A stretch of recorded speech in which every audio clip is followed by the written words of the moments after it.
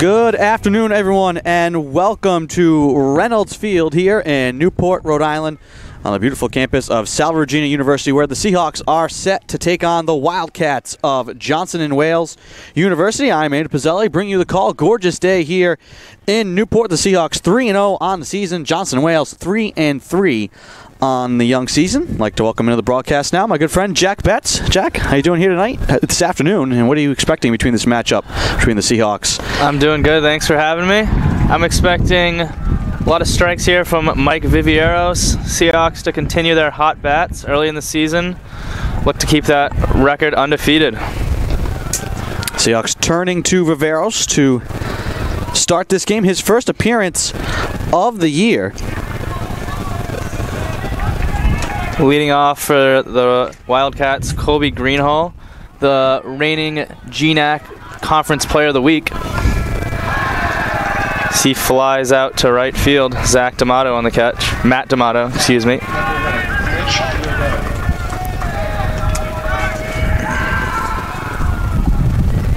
One out, top of the first.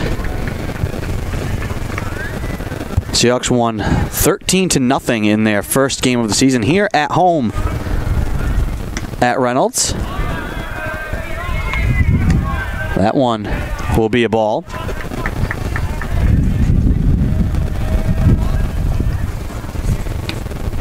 That one on the corner for a called strike.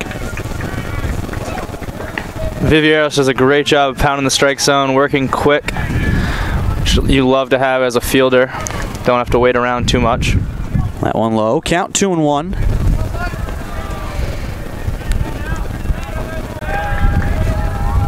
The lefty delivers. This one fouled off. Count now 2-2.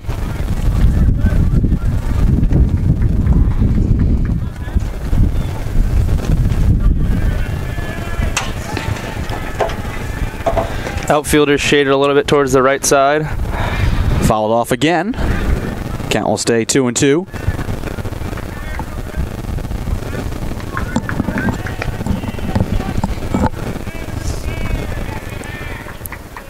Viveiros looking in for the signs from Dylan Ketch. And he delivers. That one just outside. Full count to Bordeaux.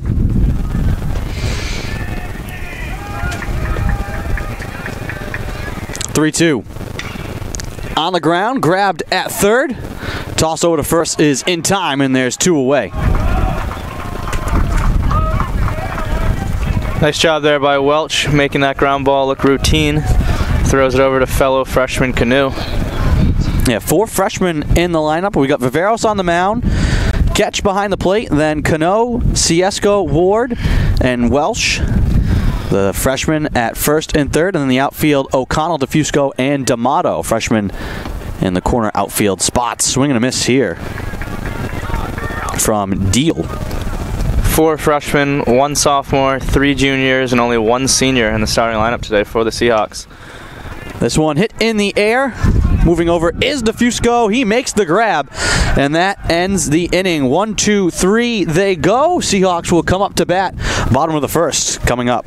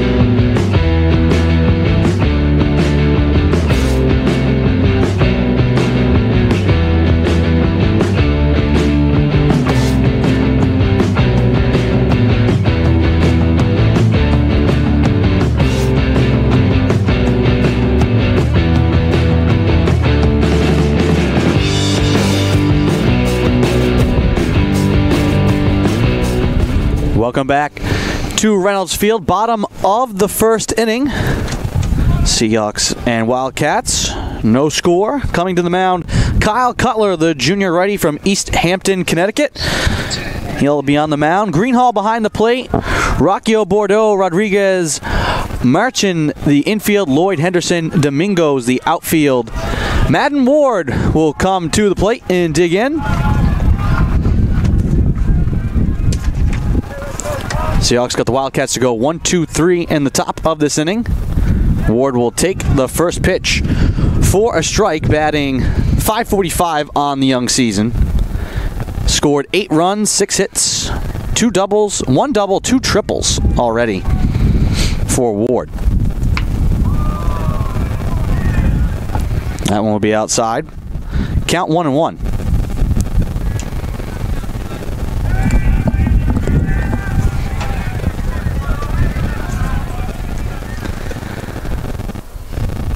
Swing and a miss from Ward.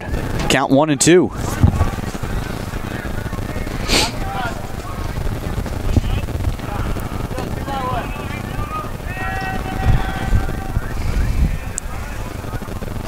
Here comes the 1-2. Too high. Count now 2-2.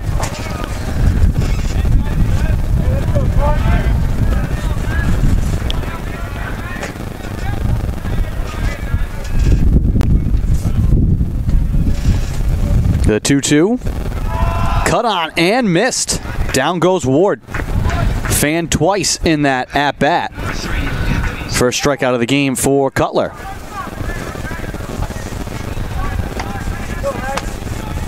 And here comes Anthony Ciesco.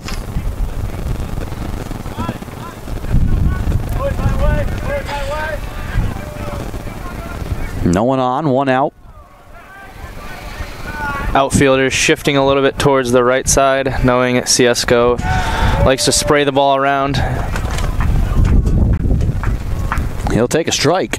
Cutler looking sharp here early on.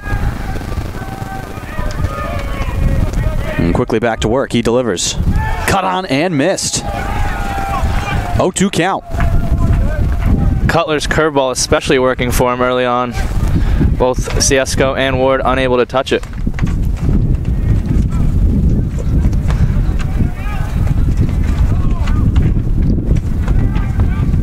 0-2 pitch. Driven into left field, and that'll be a base hit for Ciesco.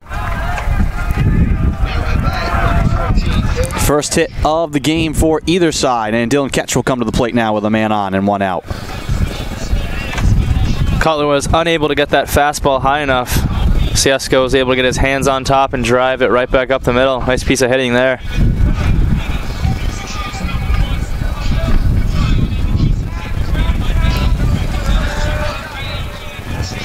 Reigning CCC Player of the Week, Dylan Ketch, up to bat now, 1 on, 1 out.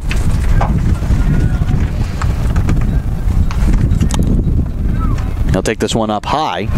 Looked for a minute there like Ketch was ready to bunt.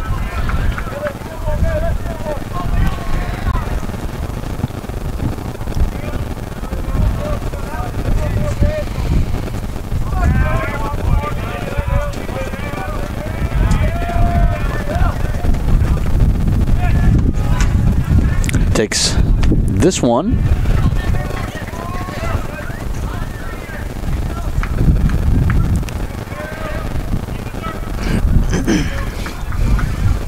One count.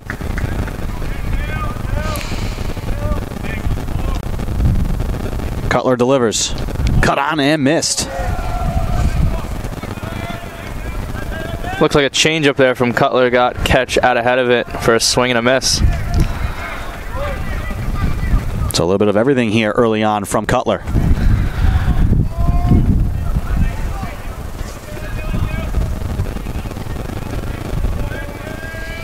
Delivers the 1-2 outside. Here goes Ciesco. The throw on down to second will not be in time.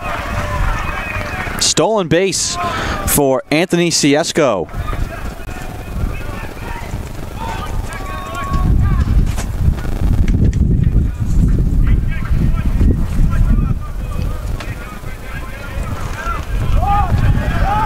Two-two count now. And Ciesco at second with 1 out.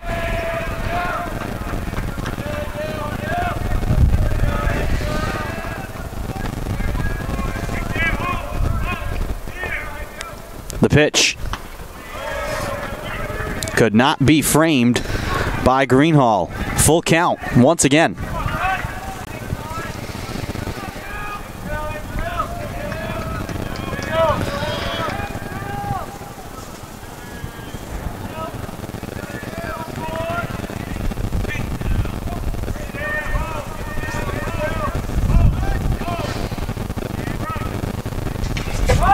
In the air, out in right field, and that one getting out of play. Domingos watches it go.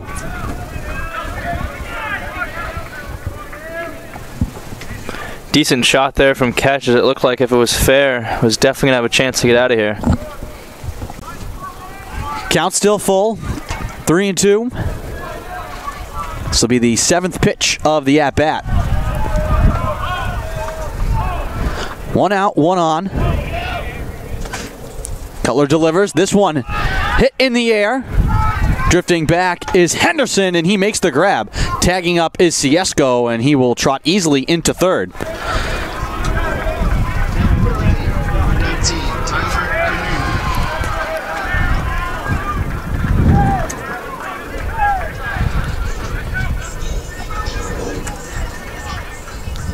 So 2 down. Ciesco now at third for Cano.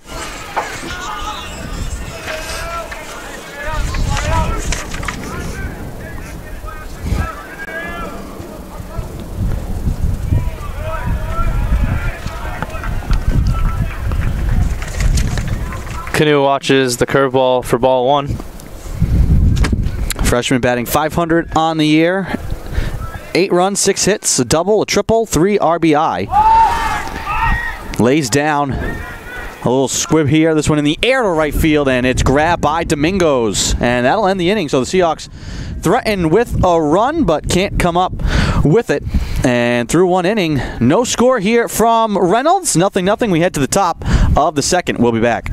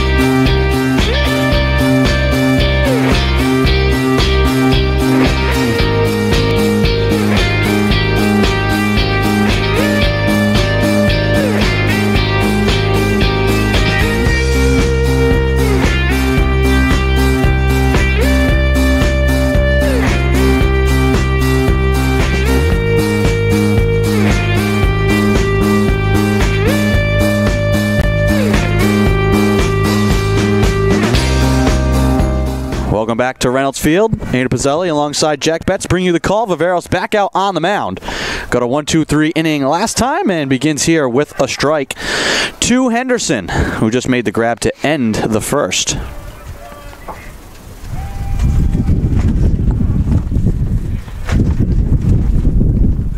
This one swung on and missed. Henderson chasing that one.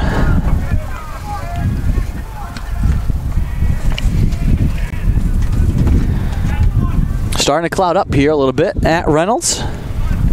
With the wind blowing, cooling off here in the afternoon.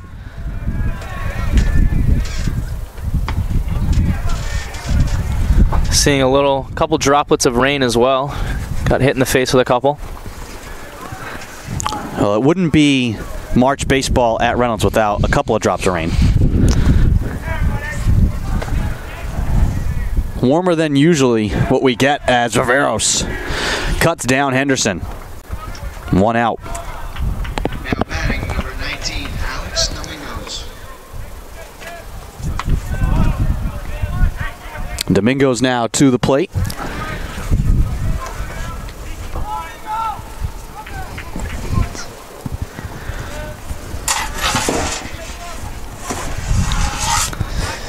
Seahawks with a pretty heavy shift right here, expecting Domingos to go opposite field. He'll take this one inside for a ball. Count 1-0.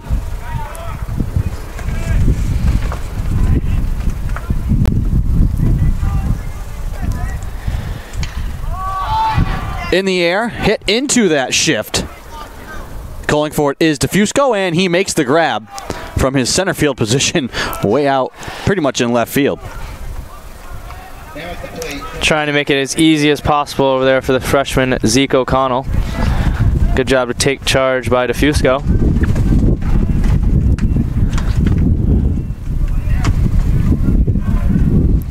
Quickly 2 down, and here's Rodriguez now at the plate. Viveros trying to make this back-to-back 1-2-3 innings. His pitch drops in there for a strike. Great looking pitch there from Viveros. Now he comes with the fastball, and that one is fouled off. How hard is that as a hitter, Jack? You see, a curveball like that just floats into the strike zone and then come right back and you get a fastball.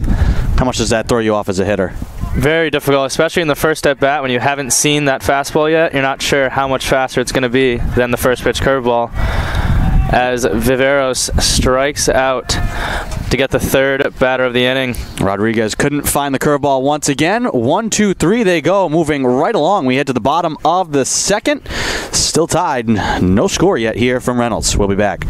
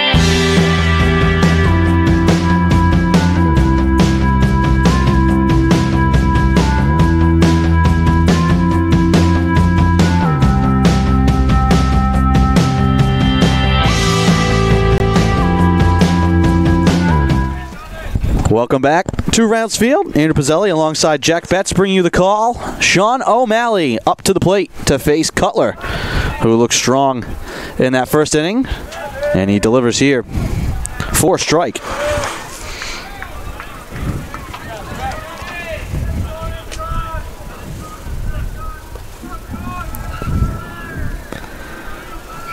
The 0-1. Hit on the ground, gobbled up at second, and an easy toss over for first, and there's one down. Now batting number 7, Justice Welch. Welch now will bat for the Seahawks. His first plate appearance here at Reynolds last week could not go any better. A grand slam on the first pitch. You can't do much better than that.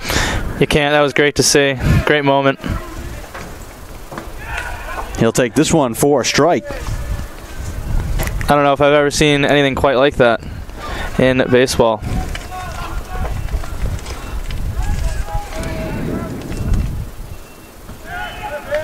He'll take this one for a strike as well. Cutler quickly ahead, 0-2 on Welch.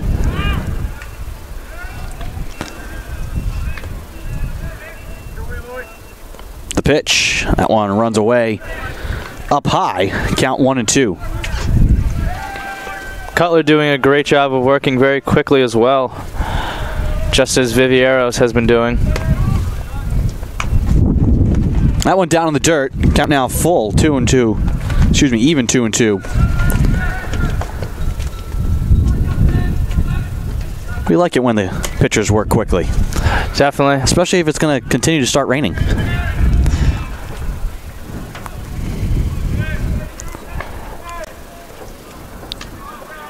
The 2-2. Fouled off, just getting a piece, was Welch.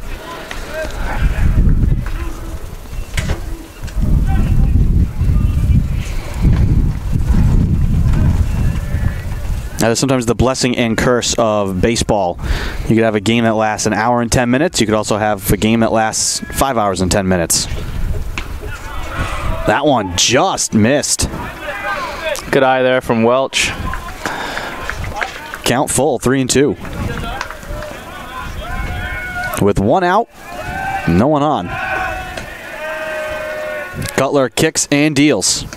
Cut on and missed.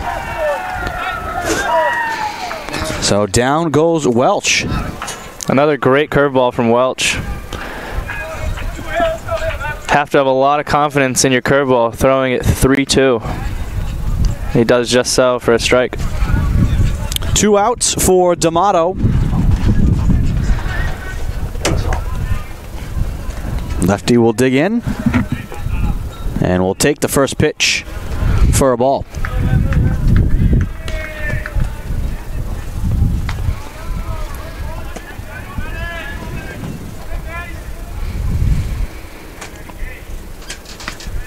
Breaking ball in there for a strike.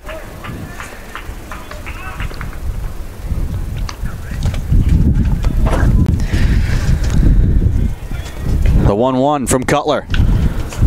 Fouled off. And I think D'Amato nicked that off his foot. Looks like he did, especially hurts in this cold weather.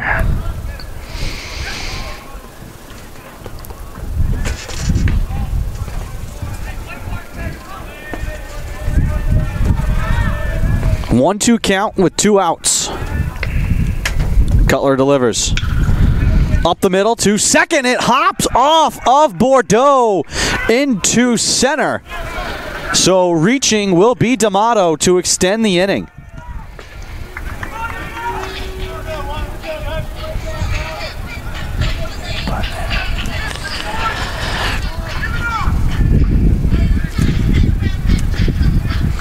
That'll go down as an error on Bordeaux. Wasn't hit hard. Hopped up, went right off him and into center field. Yeah, tough break for Bordeaux, but got to keep that in front. Breaking ball from Cutler here. Gets a strike to O'Connell.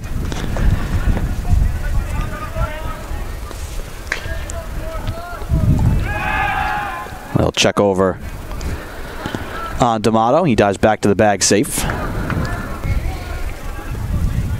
Count 0-1. Freshman D'Amato has good speed over there at first as they check over again.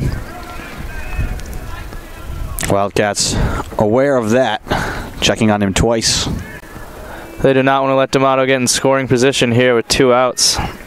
Already 1 stolen base for the Seahawks. Ciesco got one in the first. Pitch to the plate on the corner, but missing the strike zone. Count 1-1.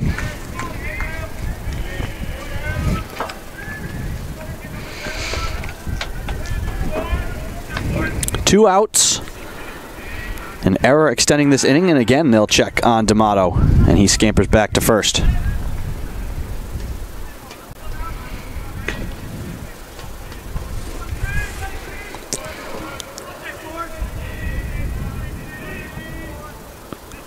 The pitch, cut on and missed. 1-2 count.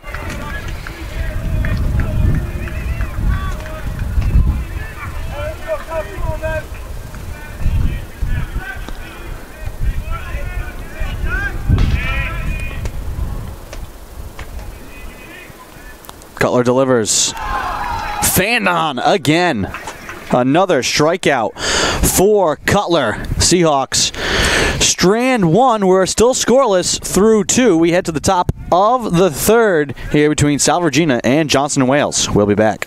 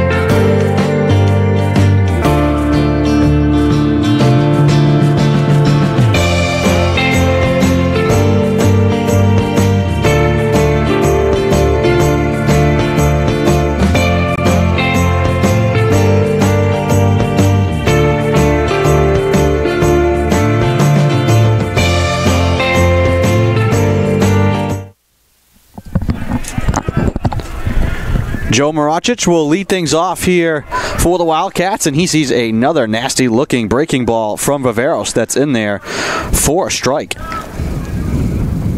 And he comes right back to it quickly, 0-2. Great-looking stuff here from Viveros.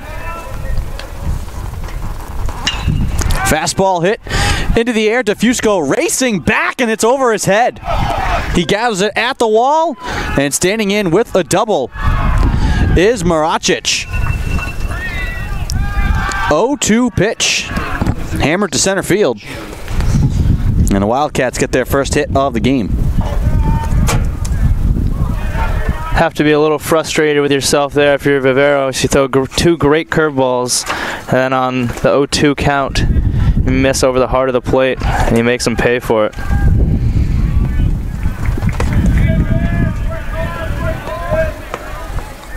Rocchio to bat now.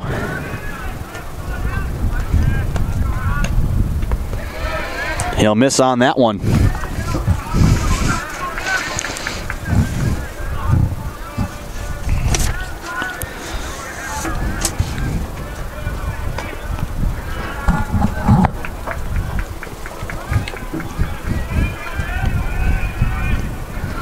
Viveros glancing back at the runner, now delivers home for a strike.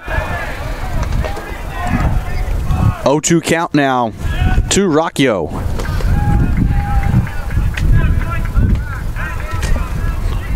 With Maracic leading off at second.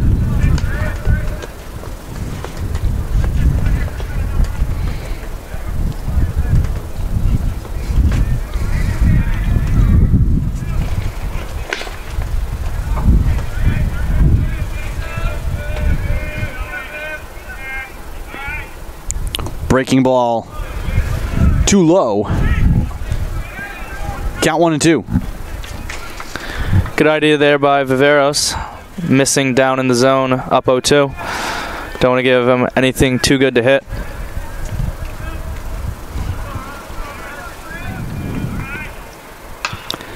Pitch grounded into right field and then bobbled a couple times by D'Amato.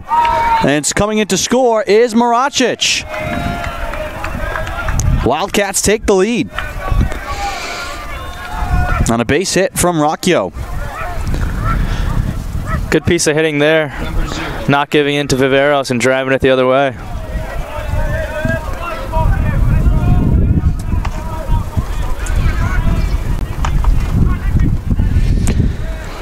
Lloyd now to bat with no outs. Wildcats take a 1-0 lead.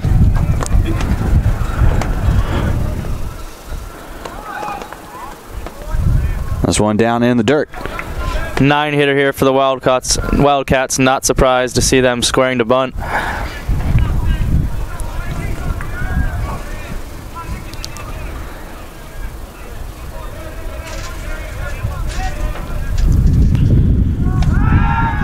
They'll check on the runner. Rocchio jumps back safe. Top of the third.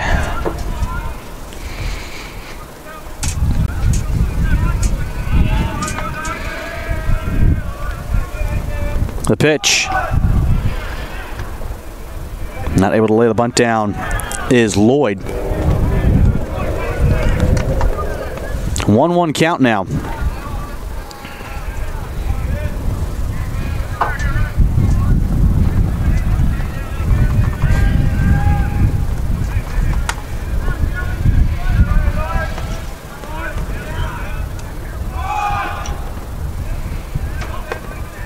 Missing on the bunt again. Count now 1-2.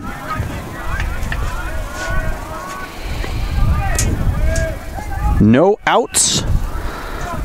One on. Rocchio at first. 2 unsuccessful bunt attempts from Lloyd. Let's see what he does here, down 1-2. He'll take outside. Count now 2-2.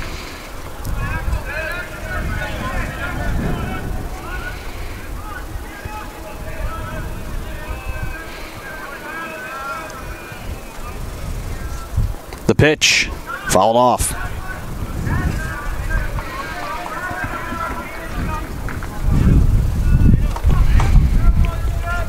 A 2-2 count, no outs.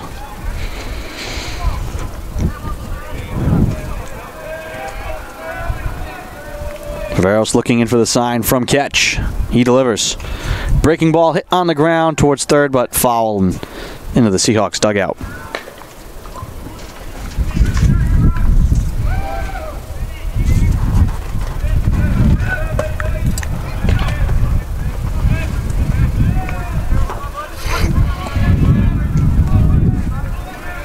To the 2-2. On the ground to third and into left field for another hit. 2 on now with no one away. Wildcat bats coming alive here in this inning. Number 10, Kobe Greenhall. And back to the top of the order, Greenhall with 2 on and no one out.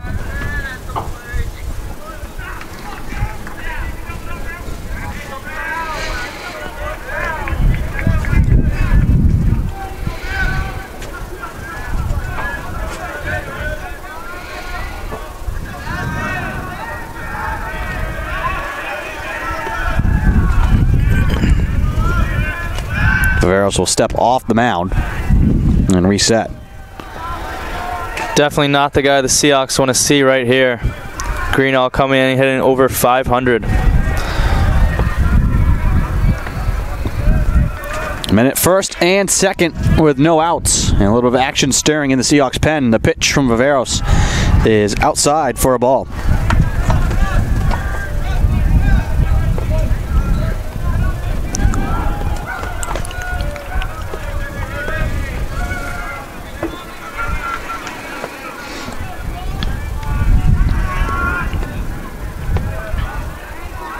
The pitch, fouled off.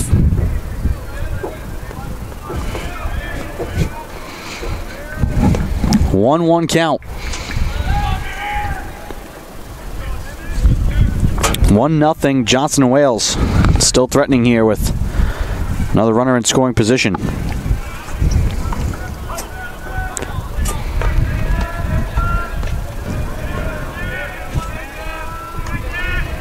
Viveros kicks and deals.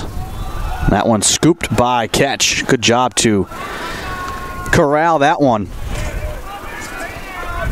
preventing Rocchio from advancing.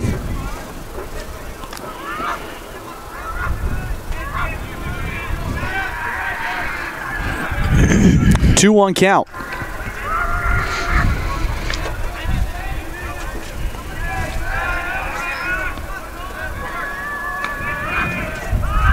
The pitch. Fastball can't connect. It's now 3-1. Viveros in danger here of loading the bases.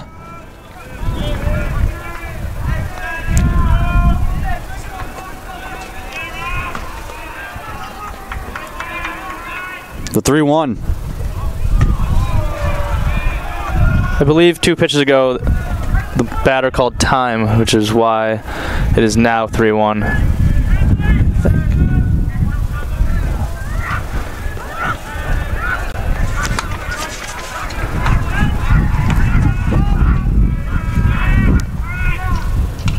Fouled off. Count will be full. 3-2. Andrew Pruitt is the man warming for the Seahawks right now in the pen.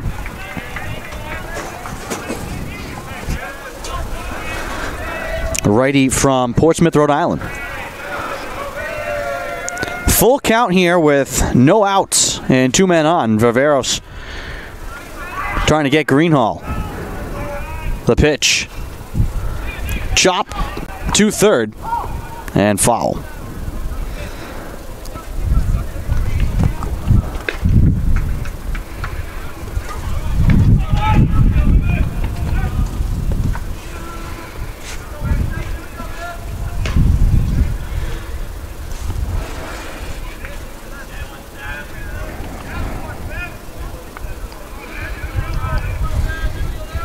Three-two count.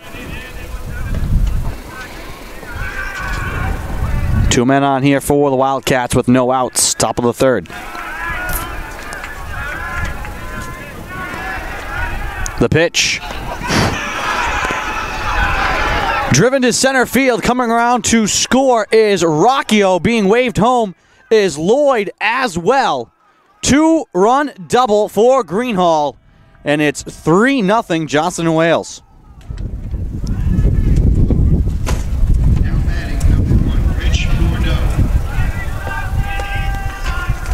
That ball was scorched into the gap, making its way all the way to the wall.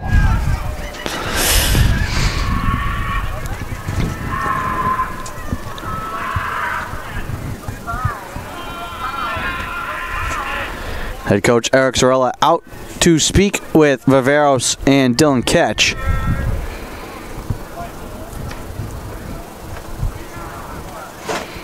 Doesn't look right now like Viveros is going to get pulled.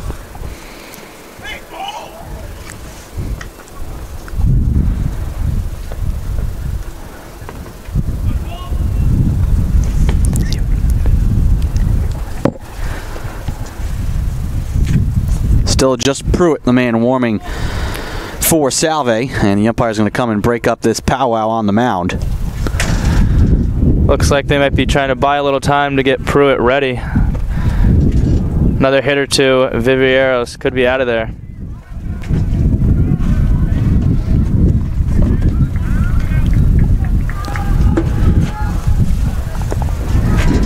Bordeaux, the batter, the number 2 man in the lineup.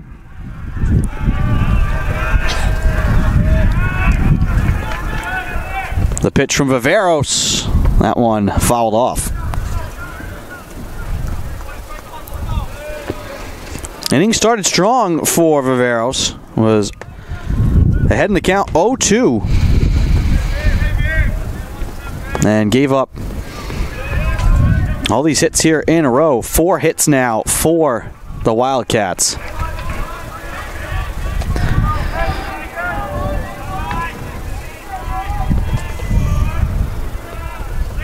The pitch. Can't find the zone. Count 1-1. No outs. Greenhall at second.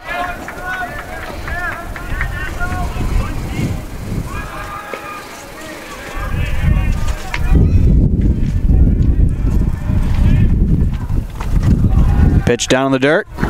Gathered by Ketch. 2-1 the count now. That pace we were talking about earlier has greatly slowed down with runners on base. We talked about it, and that's what happened. Yeah, we must have jinxed it. 2-1 count. Pitch on the corner inside, and Viveros gets the strike.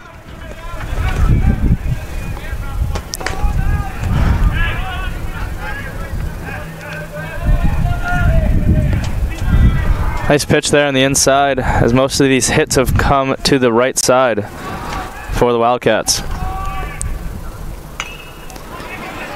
Chop Viveros will field and not be able to make a play. That one just a little dribbler off the end of the bat. And Viveros did not have a play to make as Greenhall was already at third and not enough time to turn and throw out Bordeaux. Here comes Coach Sorella as Andrew Pruitt is making his way in from the bullpen. Looks like we're going to have a pitching change. We'll step aside while the Seahawks make this call to the bullpen, and we'll be back top of the third, 3-0 Johnson and Wales. We'll be back.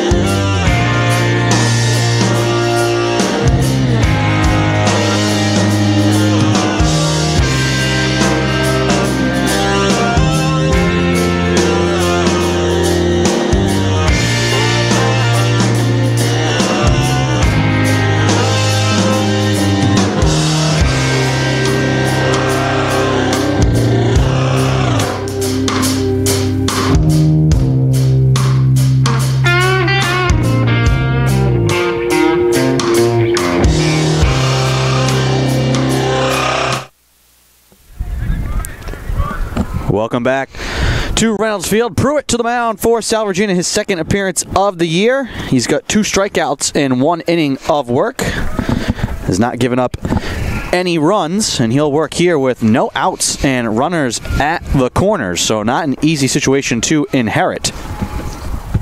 And he starts with the ball. And now the count quickly 2-0. Tough spot, but could be a good test for the young Pruitt here coming in first and third, nobody out. See what he's got.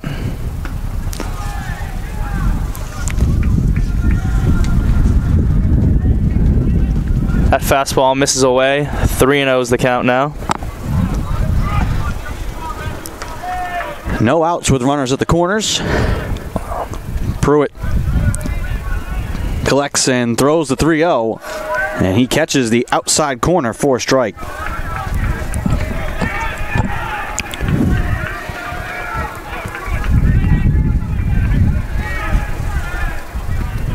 Three-one count. Runner goes. That one hit up into the air, popped up to center. DeFusco moving over to make the catch. And a good throw in back to Pruitt. preventing the Wildcats from tagging and scoring from third. At the plate, number 6, Armani Henderson. And Greenhall held up at third. Bordeaux was running there and then had to race back as that one was popped up.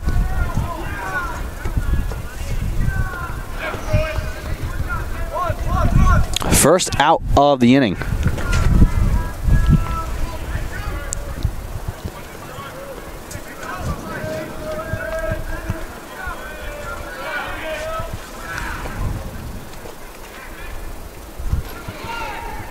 This one in the dirt, catch gathers, but racing in to take second is Bordeaux. You'll definitely take that, though, if you're the Seahawks. That could have got ugly if that got all the way back to the backstop. Wild pitch charge there to Pruitt.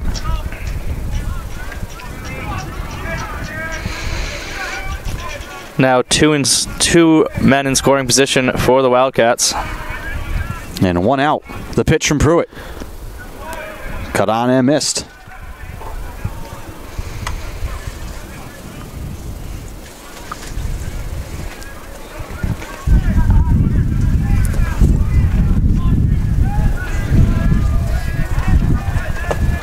One count here to Henderson.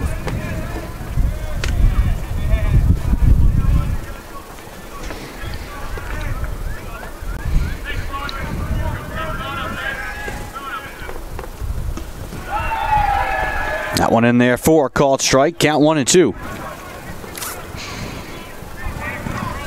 Nice pitch there to come back with a curveball in the dirt for a curveball for a strike.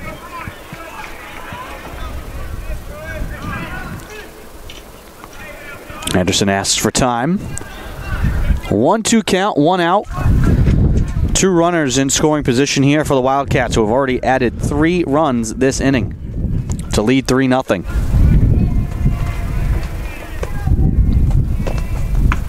That one up high. Count 2-2.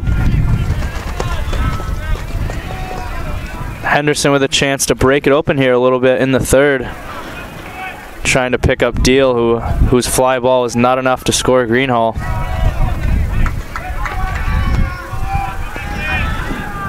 The pitch in the air, but out of play. Fouled off out onto Shepherd Ave.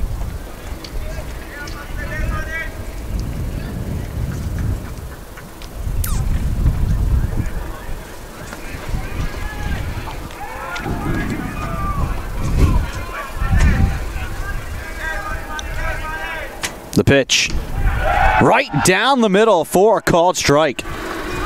Got Henderson looking. Now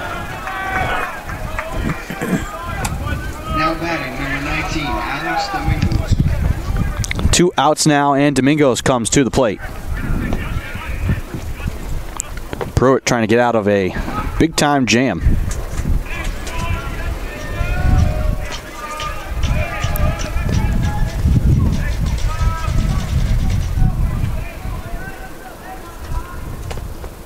Delivers this one down low. Again, Ketch doing a good job to control that. Ball 1. Seahawks in that same shift they were in. Domingos from his first at bat. Outfielders a little bit opposite. Infielders shaded a little bit pull side.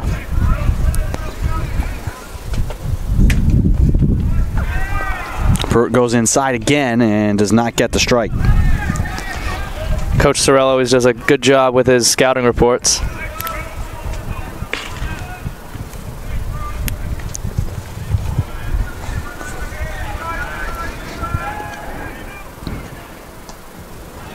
Fanned on here by Domingos.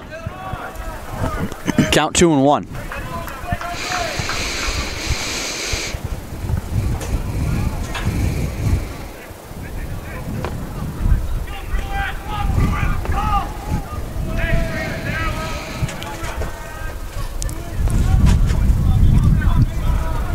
Long look in here for Pruitt. He kicks and deals. And misses inside once again. 3-1 the count now.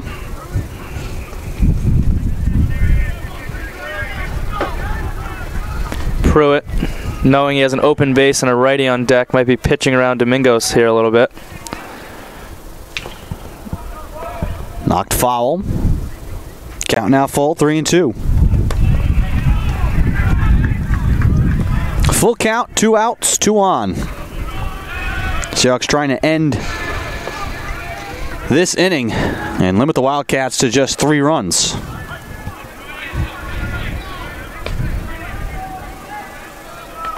The pitch. Hit him. Hits Domingos with the full count pitch. That'll load the bases for Rodriguez.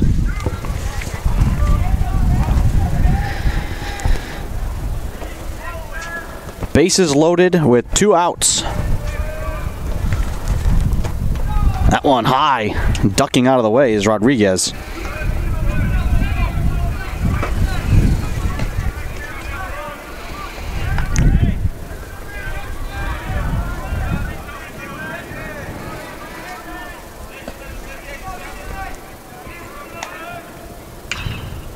That one smoked and fouled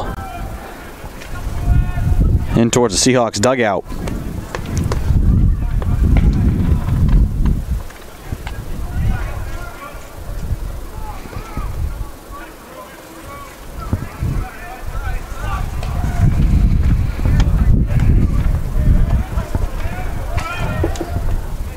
One count.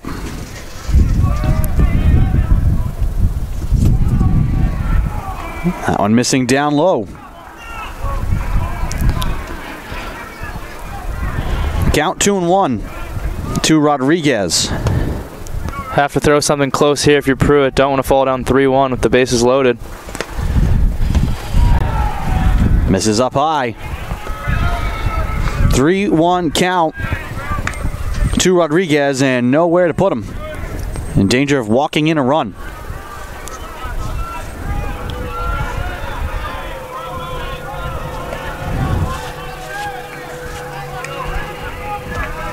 The pitch. Hit on the ground. Ward gathers, guns, and he got him. Big play there for Madden Ward to end the inning. But the Wildcats get 3 runs up on the board. They get all 5 of their hits in the inning as well, and they lead 3-0 as we head to the bottom of the 3rd. Seahawks up to bat. We'll be back.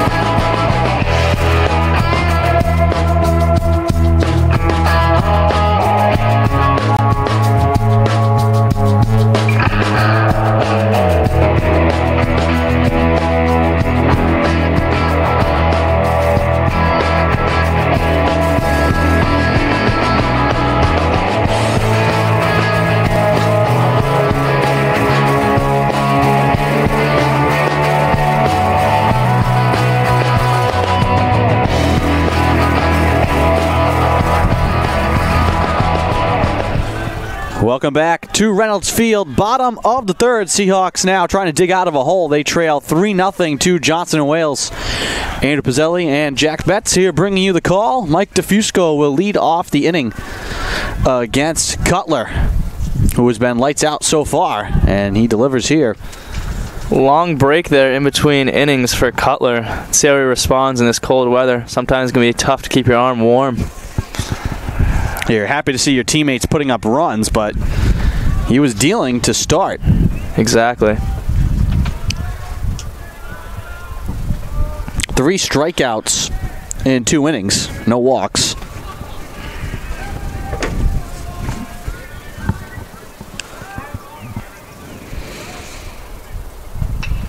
His pitch fouled off.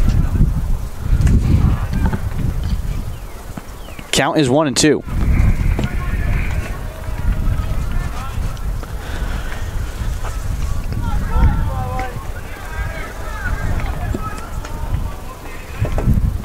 Cutler delivers up high, evening the count 2-2.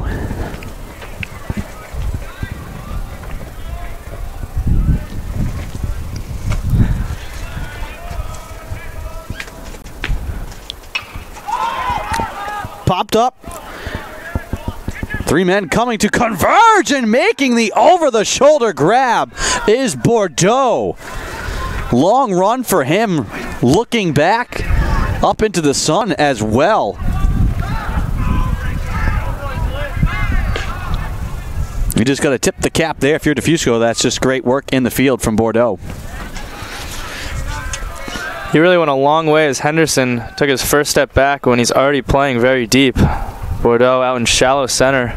Willie Mays-esque catch. Ball 1 here to Madden Ward. That one lined into the Seahawk bench. A little bit of friendly fire there.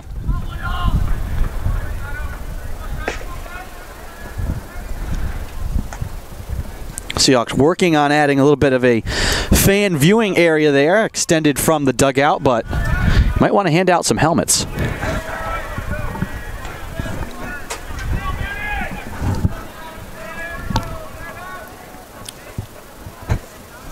Two and 1 the count.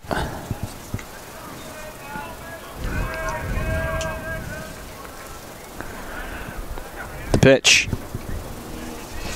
That one misses. 3-1. Cutler has not walked a man yet.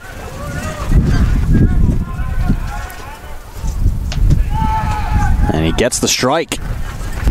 Full count.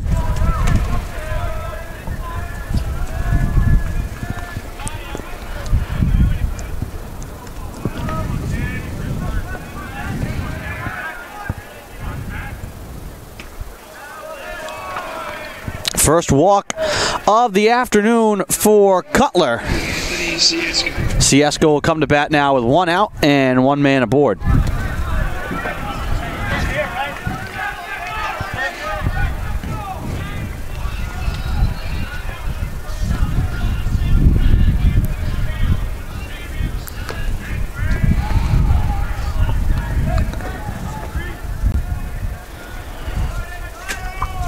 Ciesco 1 for 1 in the game.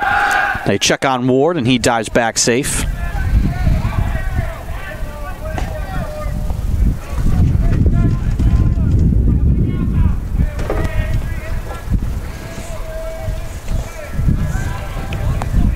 Ward always a threat to steal on first.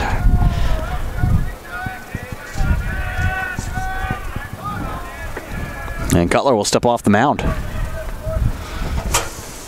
Cutler mixing up his cadence right there to try to throw off Ward in case he's trying to time him up.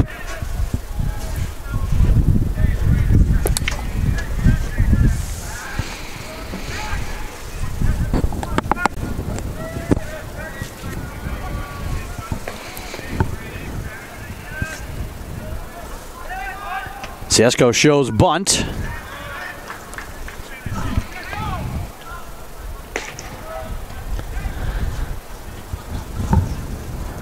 Count will be 0-1.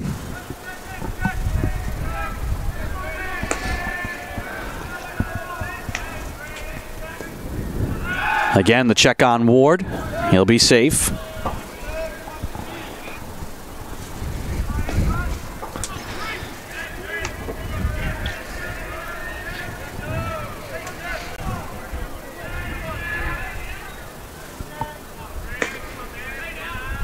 The pitch. Down and away. Counts 1-1.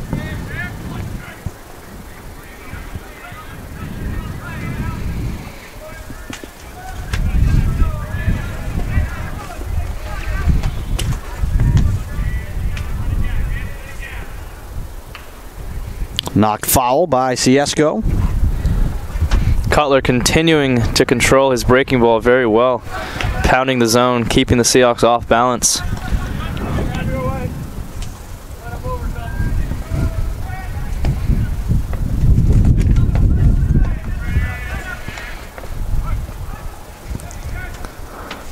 Sun's starting to come out a little bit here.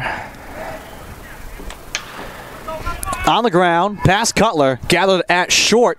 Bouncing ball is picked. So Ciesco gets thrown out at first, but Ward gets on to second. And there'll be 2 outs here for Dylan Ketch.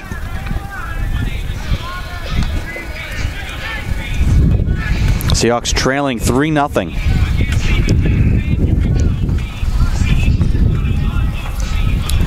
The red-hot Ketch is 0 for 1, but in his first at-bat, he had a nice charge out here to center. Henderson made a nice play, no more than 15 feet from the fence.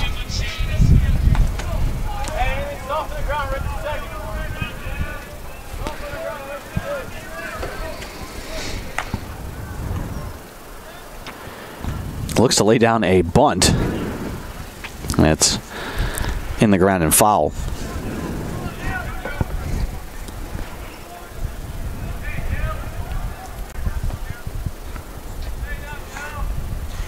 Wildcat outfielders deep, Madden Ward on second.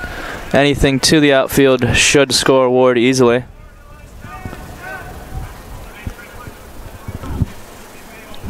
Oh, 1 count. Cutler delivers. High and away.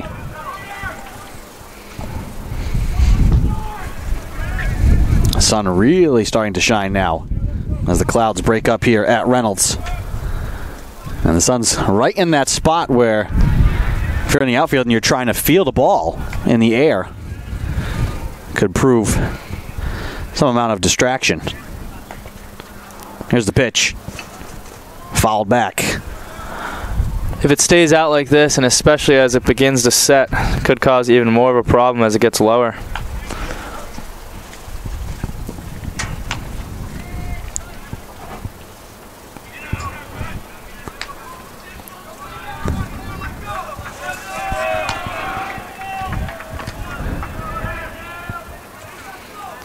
One, 2 count. So with 2 outs. Madden Ward taking his lead at second.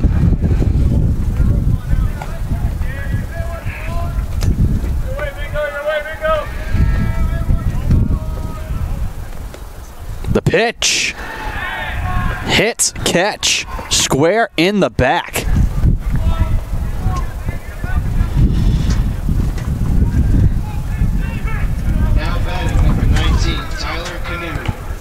That brings up Canoe with 2 on and 2 out.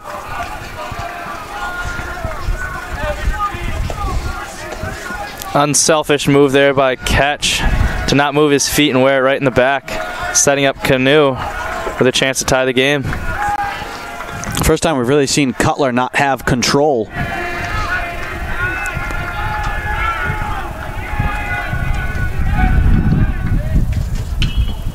Pitch lifted in the air and out of play and foul. Out onto Shepherd Ave. We call those windshield balls.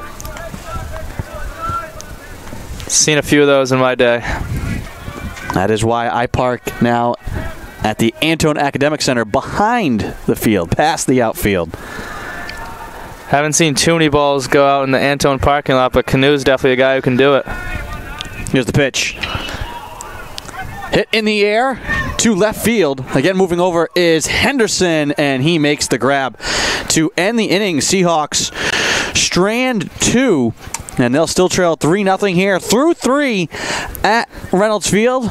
We'll take a break and be back with the top of the 4th. Wildcats on top.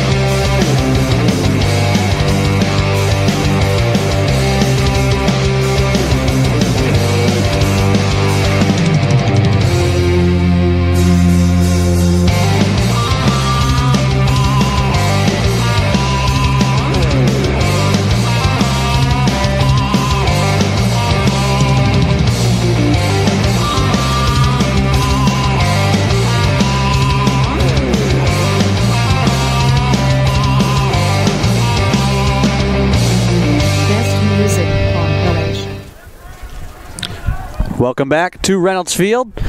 Top of the 4th. Pruitt delivers 4 strike to the leadoff man, Maracic.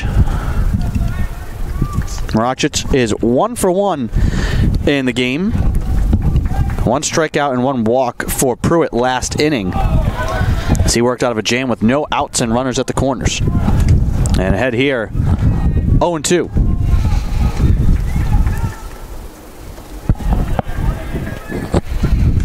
That one missing low. Count 1-2. Tough pitch to hold up your check swing on there by Maracic.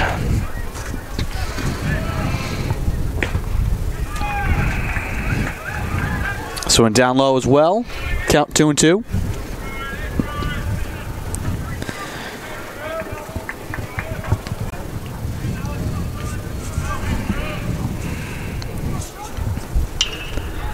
On the ground, Ward stabs, throws, and there's one away. Ward, as he usually does, making it look very easy. Smooth junior shortstop.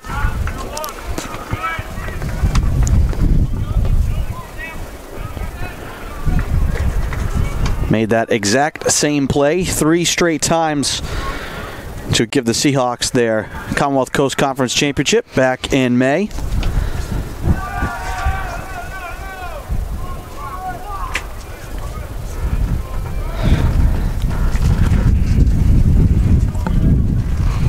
Want to know the count here to Rocchio.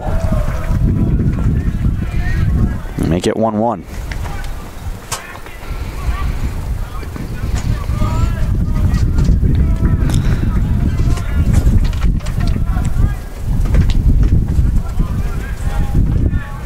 Can't get the call there. Count 2-1.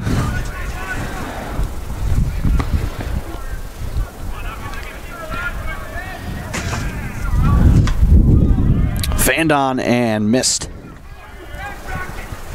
2-2 count.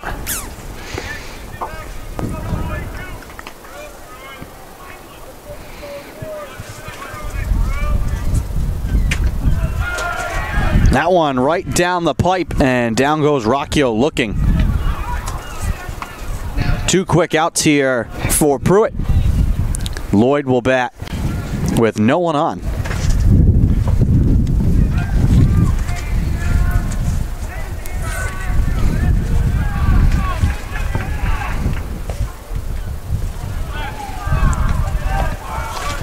Fastball skips away.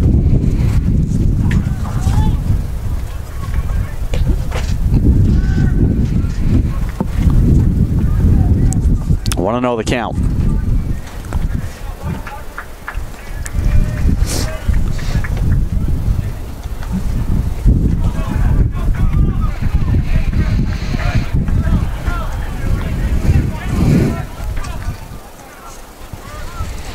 2-0 with 2 outs. No one on here for the Wildcats.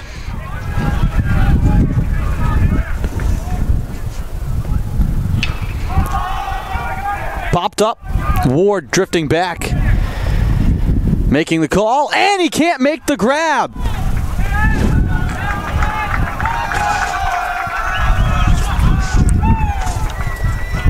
Ward looking for the hole in his glove. That one, he was drifting back, not far enough.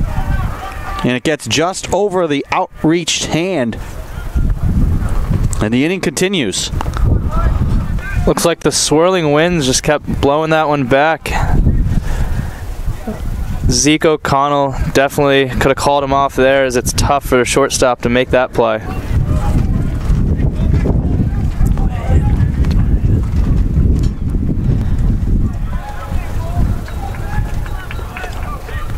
So a man now at second, Lloyd. And top of the order, Greenhall. Pruitt delivers inside for a ball.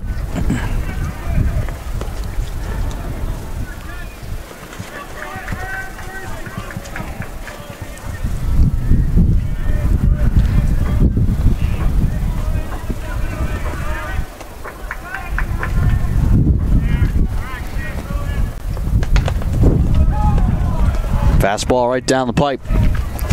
Count even 1-1.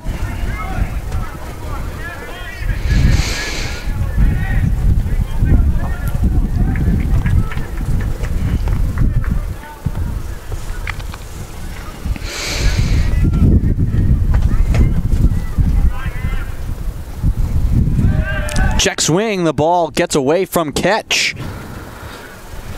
And Lloyd will get over to third.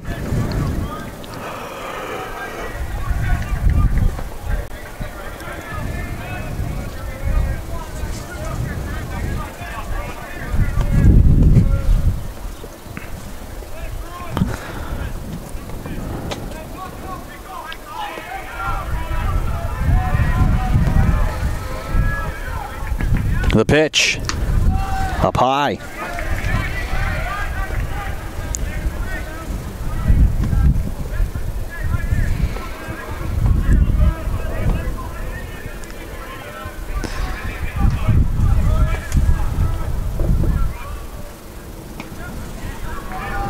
That one missing low.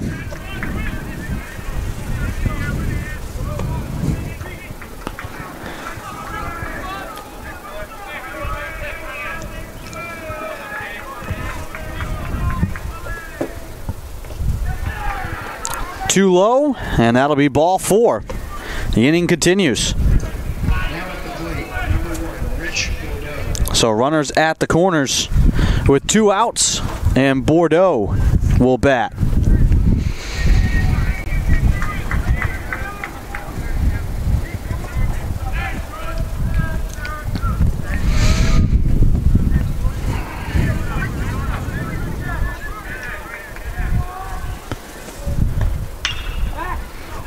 In the air, drifting back and then stopping and then making the grab. Can't get it on the ground as it hops into the glove. Throw all the way out to home. Is Ketch able to make the play? He can't. D'Amato raced back, then tried to jump forward and pick that one off the ground. He could not make the play and then tried to gun out Lloyd. Looks like D'Amato thought that was hit deeper than it was. Turned his back towards home and just sprinted, when it looks like he probably could have just drifted back and made the play.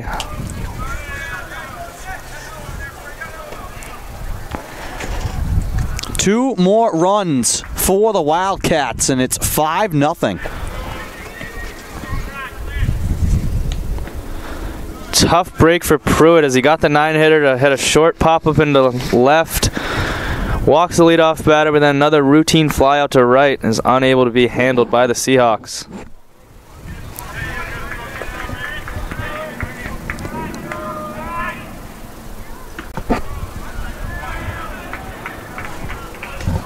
Two 2-0 the count now here to Deal.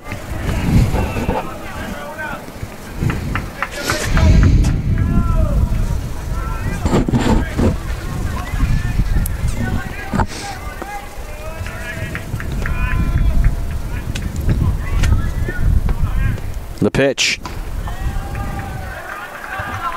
On the corner, but can't get the call. 3-0 the count.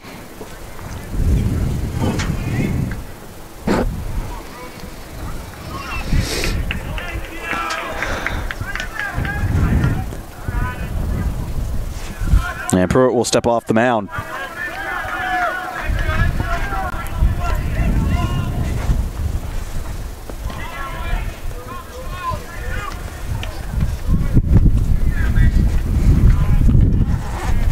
The pitch. And he'll get the called strike. Deal was already on his way to first. 3-1 the count with 2 outs.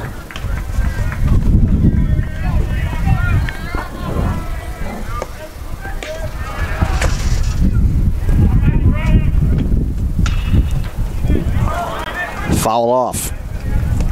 Count 3-2. Heavy swing there from Deal.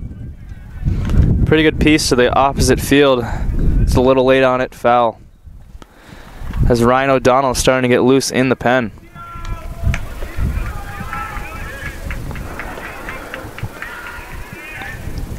The pitch on the ground to third. Collecting and throwing over to first. For the out is Welch, and that ends the inning. But the Seahawks surrender 2 more runs to the Wildcats, and they'll trail 5-0 as we head to the bottom of the 4th.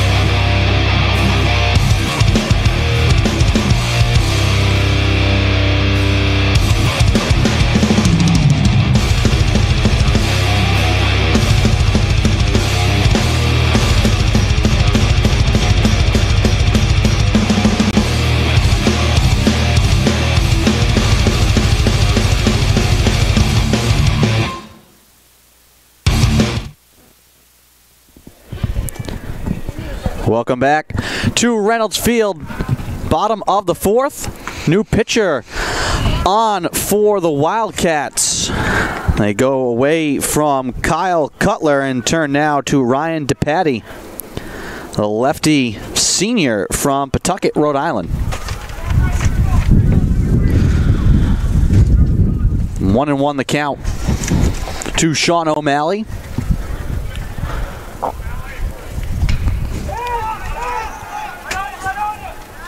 In the air and popped up too short. Quick at bat for O'Malley. Second appearance of the year for DePatty. He's pitched an inning and a third, given up 3 runs on 3 hits. 20.25 ERA and 1 appearance.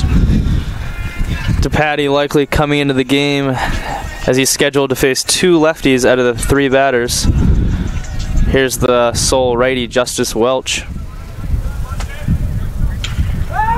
Hits this one hard to right field and bouncing in and staying fair. Welch will easily stand in at second with a double. Now batting number 1, Matt D'Amato.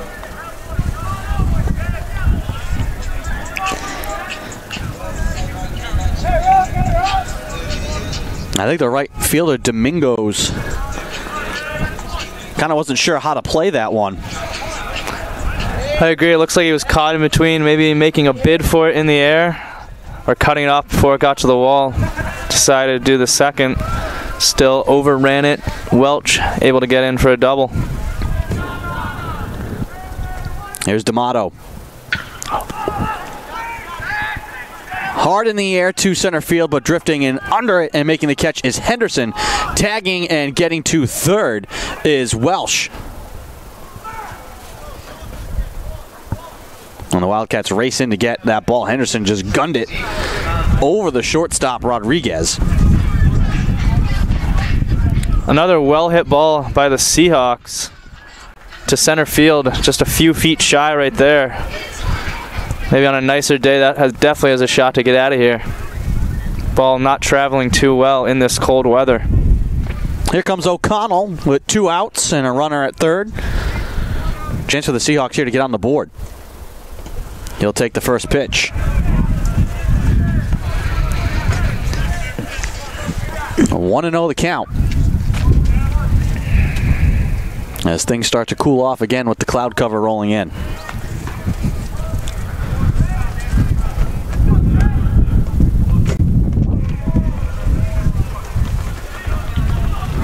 Count 2-0.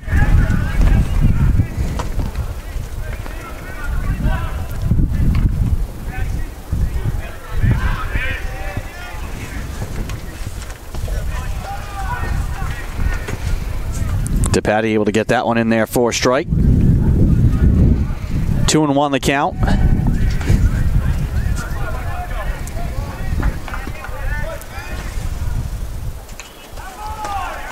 Fouled off by O'Connell. 2-2 count with 2 outs.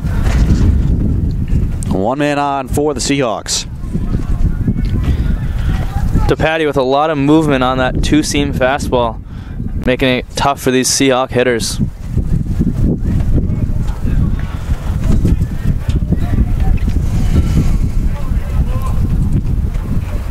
The pitch. In there for a strike. Big strikeout for DePatie. Seahawks strand Welch at third, and that ends the inning. We'll head to the top of the 5th. Johnson and Wales in control, leading 5-0.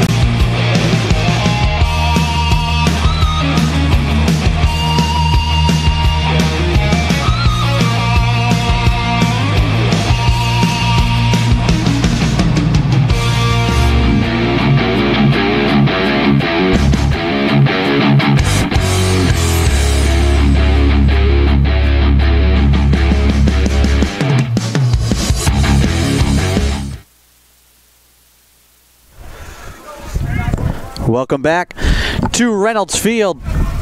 Top of the 5th, Ryan O'Donnell on the mound now for Sal Regina, his second appearance of the year. He's pitched 1 shutout inning so far on the season, and he delivers to Henderson for a strike. Bit of a change in the outfield for Salve. Defusco moves over to left field, and Zach Barlock into the game now at center.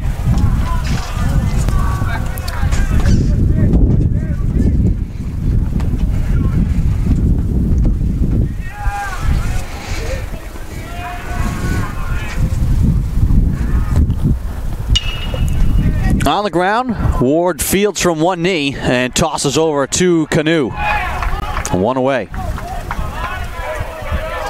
batting number 19, Alex Domingos.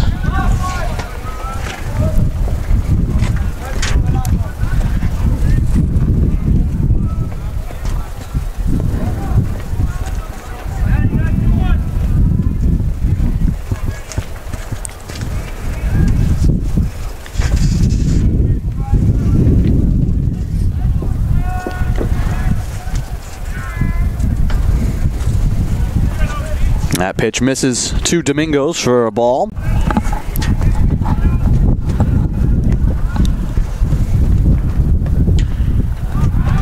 In the air, but foul out onto the grounds of Chateau Sommer. Count 1-1.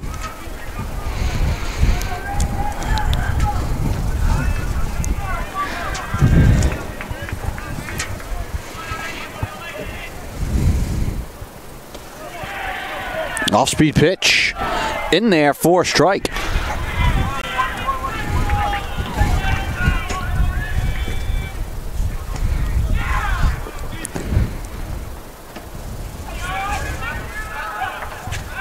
That pitch just missing.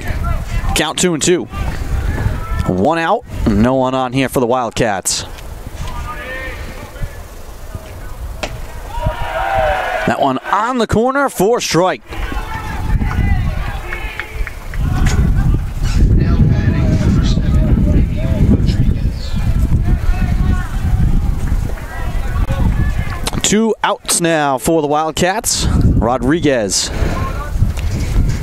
6th hitter in the lineup, will bat. And can't connect with that one. Strike 1. O'Donnell, another pitcher, works at a great pace for the Seahawks. Getting right back up to the mound, filling up the strike zone.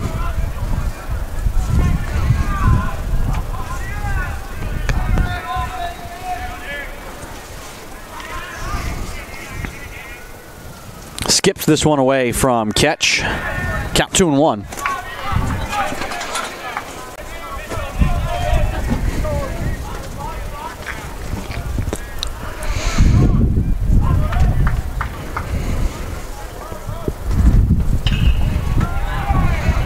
Popped up, and the wind is going to carry that one out onto the street.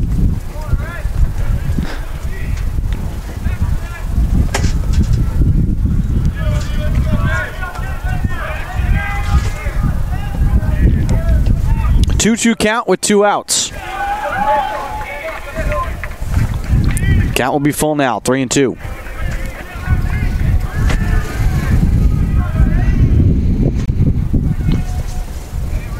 The pitch in the air and drifting out of play.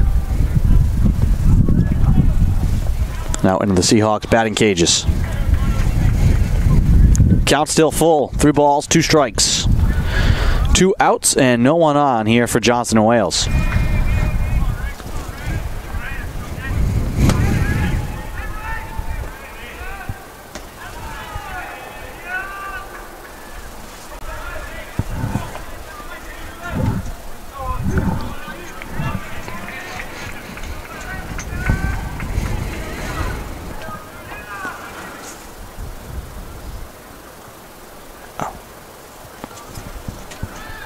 And now they will give the walk. Everyone kind of looking around. There was a full count, and that ball was down in the dirt. And Rodriguez just didn't react. And weren't sure what to call. They're like, oh, I guess maybe we're wrong. Maybe it wasn't a full count, but Seahawks definitely weren't going to tell him that was only ball. That was ball 4. no. But the umpire quickly figured that one out. Fastball here gets away from O'Donnell to Maracic. 1-0 the count with 1 out and now 1 on.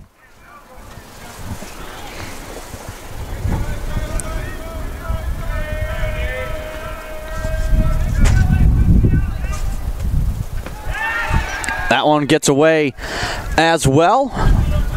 And Rodriguez will take second on the wild pitch.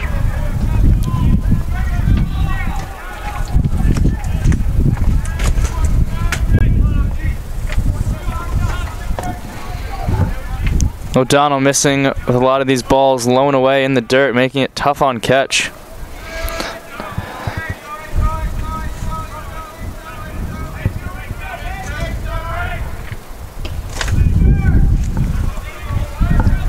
Ball 3. Big difference in the game right now. Johnson Wales 2 of 6 with 2 outs, 5 of 9 with runners on. The Seahawks 0 of 5 and 0 of 6 in both of those situations so far this afternoon. That one in there for a strike. Count 3-1. Definitely wouldn't surprise me if the Seahawks even that out a little bit in the coming innings. Hard to hit that poorly with runners in scoring position all game. On the ground, fielded by O'Donnell, and he'll walk it over to Canoe, and that will end the inning. No runs, no hits. Wildcats do strand 1. We head to the bottom of the 5th. Seahawks trailing 5-0.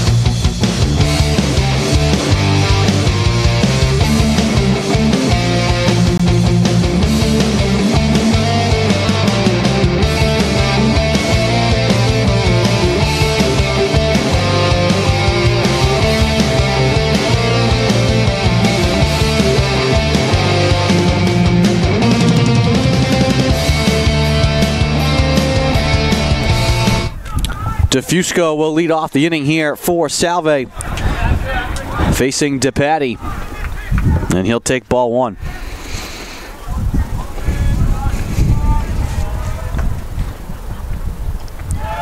Breaking ball is fanned on.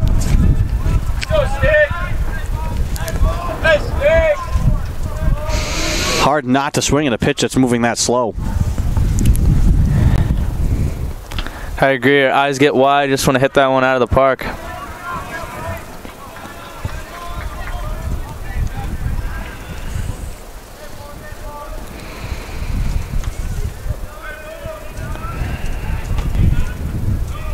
This one bounces in.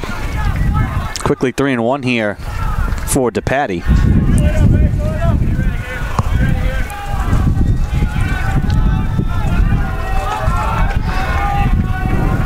The 3-1 on the corner for a strike. A lot of movement on that one. Looked like it was going to be inside to DeFusco, and last second broke a little bit and caught the inside corner.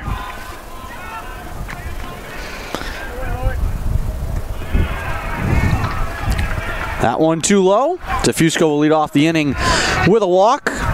And now Madden Ward will come to bat. Seahawk bench starting to come alive a little bit here. The leadoff runner on and the top of the order up.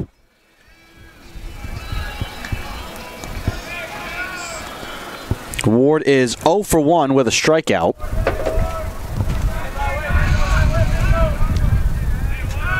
They'll check over on DeFusco.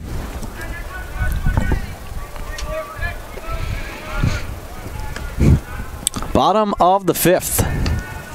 Wildcats with 5 runs on 7 hits.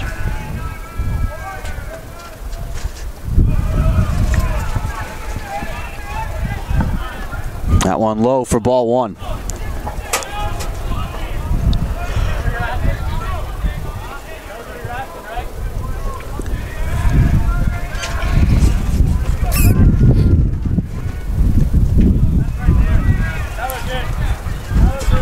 Second breaking ball just misses. 2-0.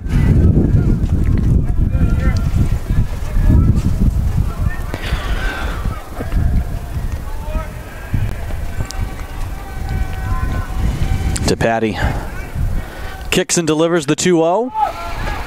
Popped up and twisting up and out of play. Back out onto the street. Strike 1.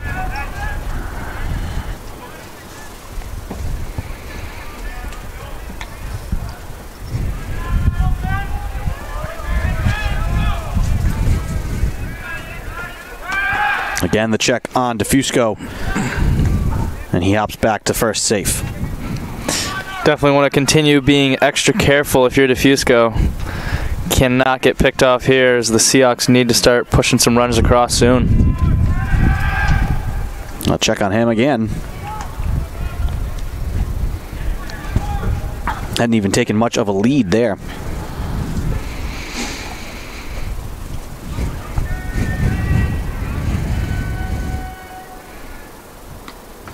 This one to the plate on the corner, but missing the strike zone. Count 3-1 to Madden Ward.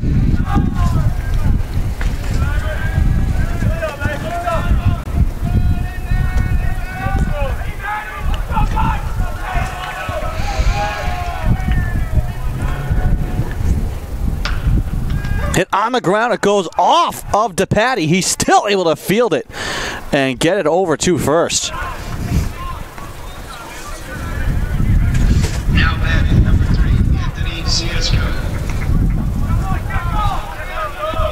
A little fortunate for both teams there. It could have been a double play for the Wildcats, but it also could have kicked away and everyone could have been safe. One out now with DeFusco at second for Ciesco. Ciesco 1 for 2 in the game.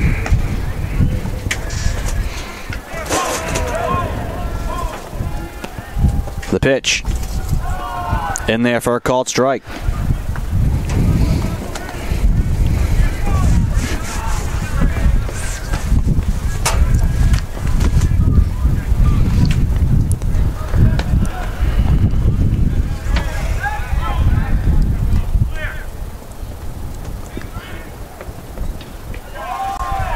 Knocked foul. Count 0-2.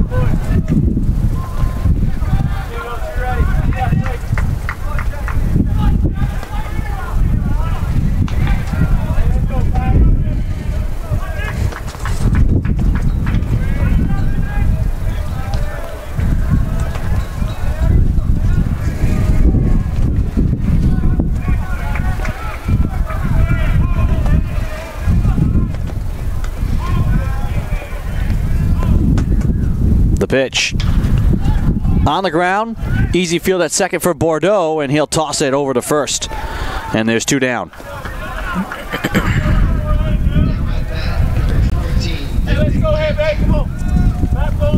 Ketch will bat now with 2 outs, and DeFusco at third.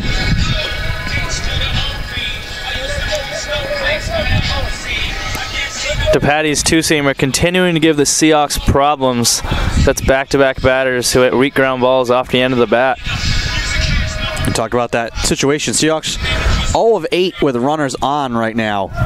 0 of 5 with 2 outs and runners in scoring position. Trying to change that to get on the scoreboard here. Catch. We'll watch this one bounce in.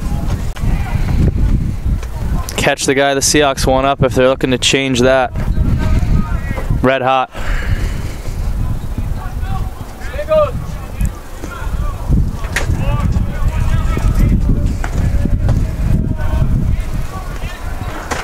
The pitch. Catch will watch it. And it's called a strike.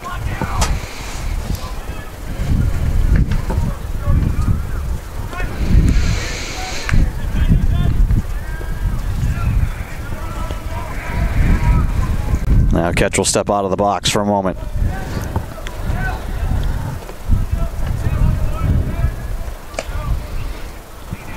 He'll dig back in. Count 1-1 with 2 outs.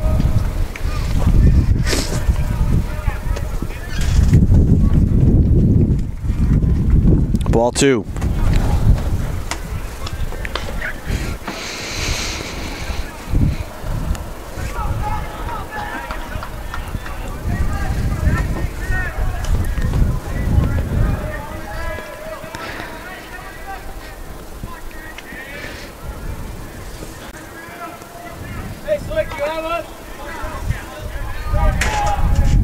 The pitch. Swung on and missed. Looks like a change up there from DePatie as that dove out of the zone at Ketch's back foot. Nice pitch there. 2-2 count with 2 outs. Seahawks in danger of stranding another. The 2-2. Check swing from Ketch. And he's able to hold up. Count now full. As the wind really picks up here at Reynolds, blowing dead out to center. Let's see if Ketch can take advantage of that.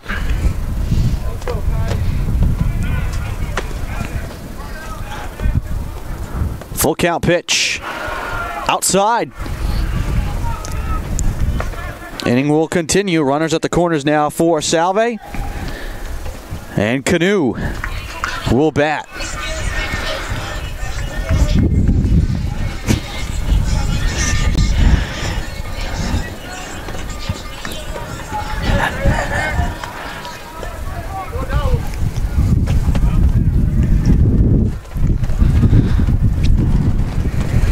Freshman bats with 2 outs and 2 on, and he'll take strike 1.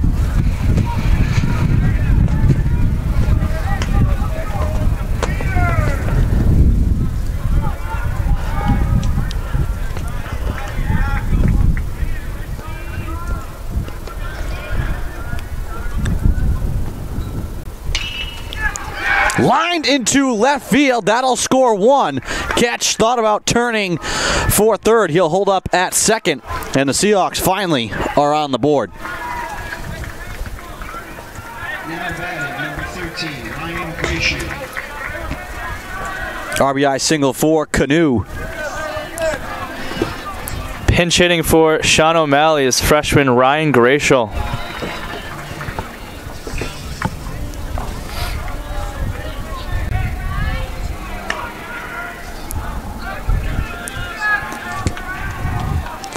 The freshman out of Swampscott, Massachusetts.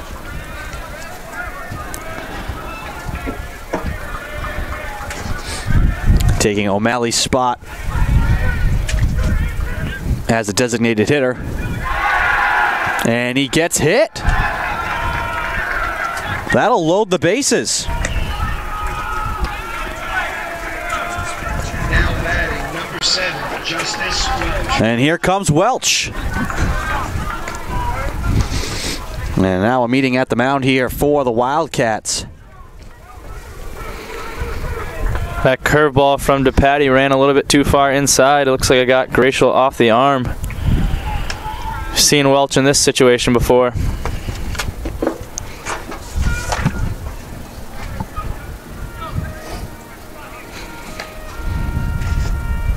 Just the second at-bat for Gratial in his career.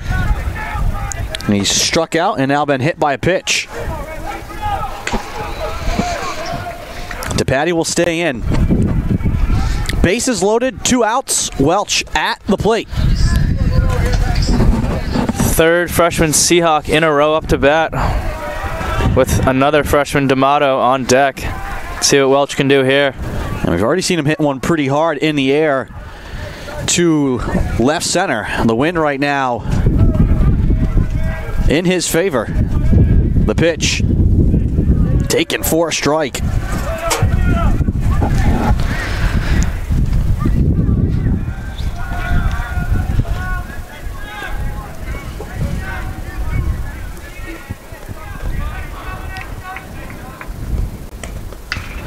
On the ground, grabbed at third, flipped on to second, and that'll end the inning. Big time play made over there at third by Maracic, and they go to second to get Gracial, and that'll end things. The Seahawks strand 3 more runners, but they get on the board. They'll trail 5-1 as we head to the top of the 6th. We'll be back.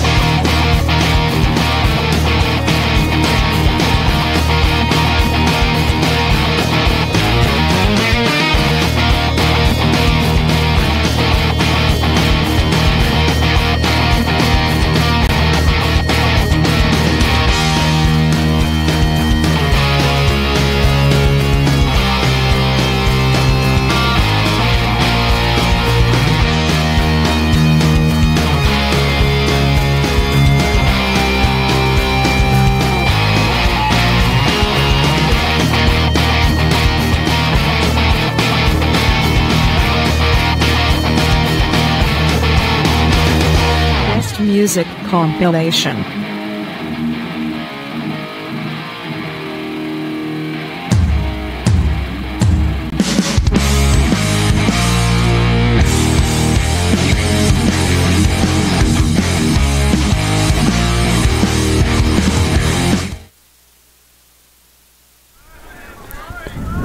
Welcome back to Reynolds Field.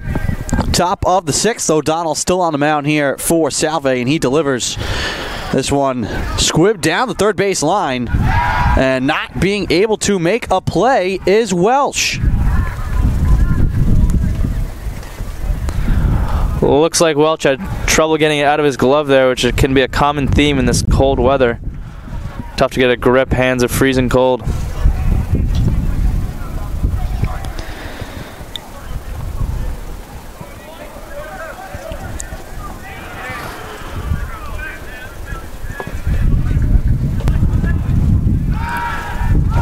They quickly check on Rocchio over at first. 9-hitter Lloyd up. We've already seen him attempt a bunt a couple times. Wouldn't be surprised to see it again.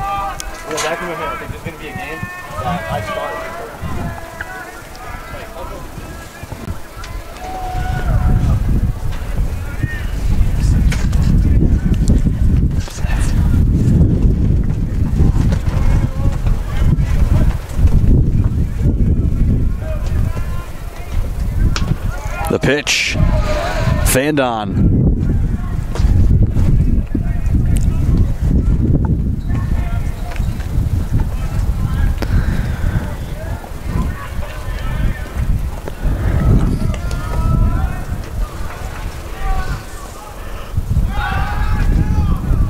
A check over on Rocchio once again.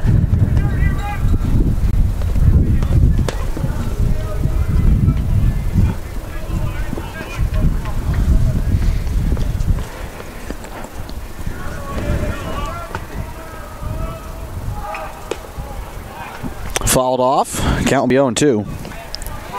Lloyd squaring to bunt very late. Looks like he's going for a hit instead of a sacrifice. Unsuccessful on all 3 of his attempts.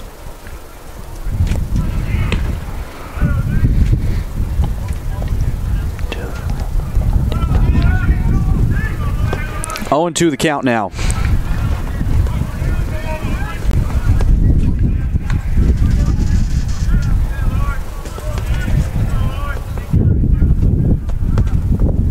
That one runs up high. Count 1-2. Not a bad idea there by O'Donnell. Don't want to give him anything too good. Way up 0-2.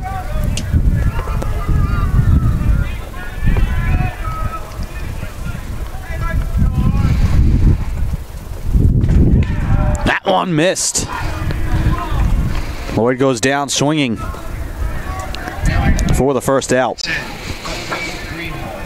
Back to the top of the order.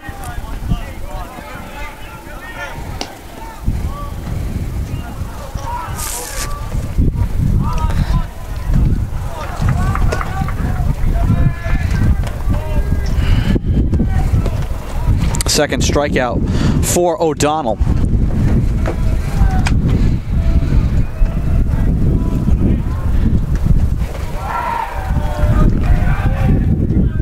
Delivers here for a strike to Greenhall, who's 1 for 2 with 2 RBI in the game.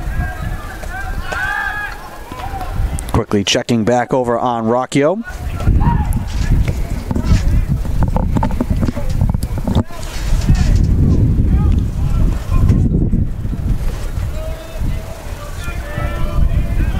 They check on him again.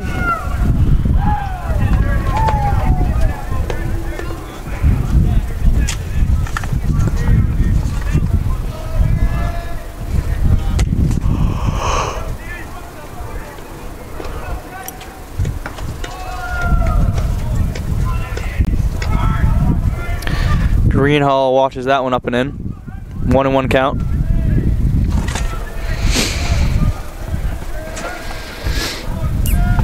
One out, one on here for the Wildcats.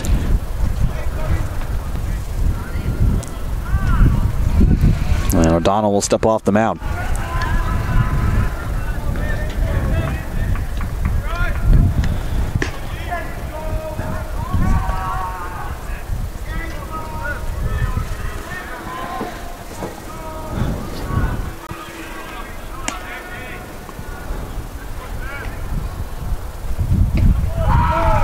That one in there for a strike. Count 1-2.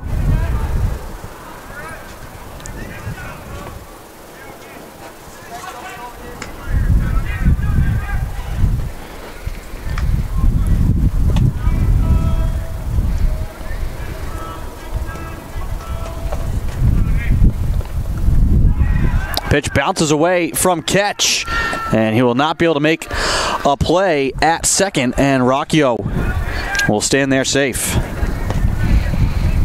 Good read there by Rocchio to steal that extra base when it didn't bounce too far away from catch. Now in scoring position for Greenhall. 2-2 count with 1 out.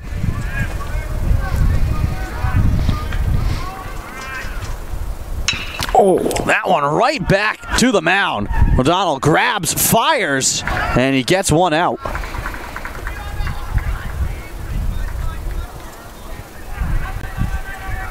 Ball was roped back up the middle by Greenhall. Sounded like a hit off O'Donnell's glove, luckily.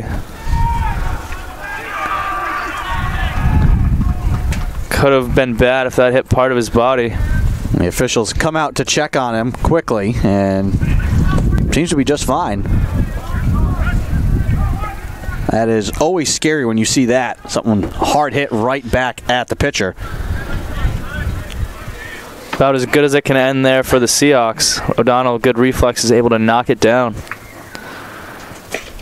Save a run and an injury. Delivers a breaking ball here for a ball. 1-0 count with 2 outs. And a runner at third here for the Wildcats.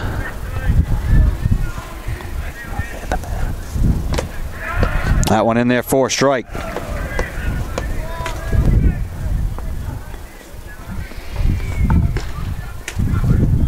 Top of the 6th.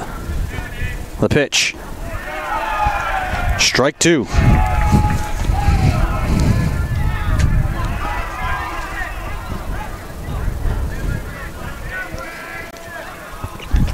The 1-2 in the air, shallow left, and making the grab is Ciesco, and that'll end the inning. So the Wildcats Strand Rocchio at third, and the Seahawks will come up to bat in the bottom of the 6th, trailing 5-1. We'll be back.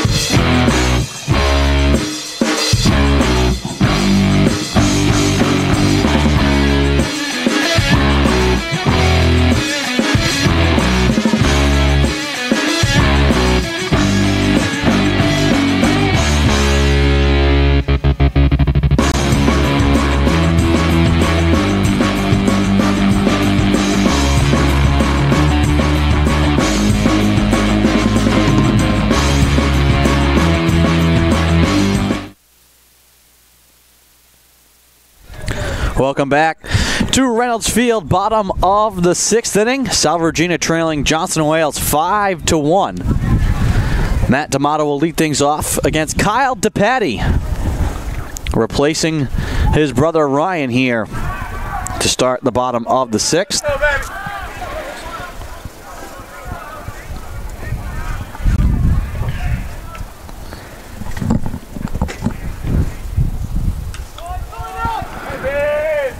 1-1 count.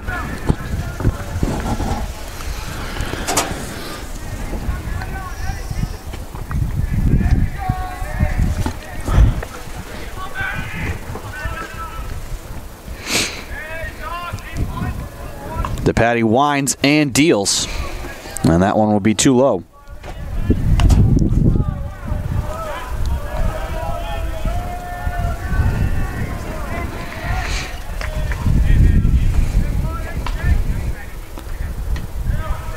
That one missing inside. Count 3-1. Kyle DePatty, a freshman compared to his brother, who's a senior. Always cool to see them playing on the same team together throughout high school and college.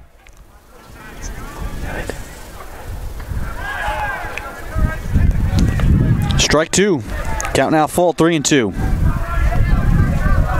D'Amato 0 for 2 in the game.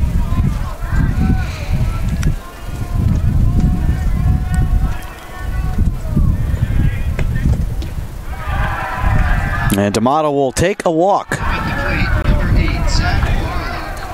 And Barlock will make his first appearance at the dish.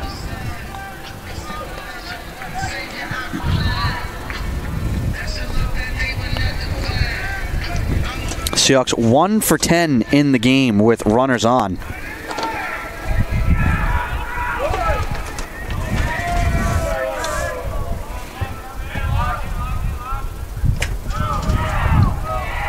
Pitch outside from DePatty.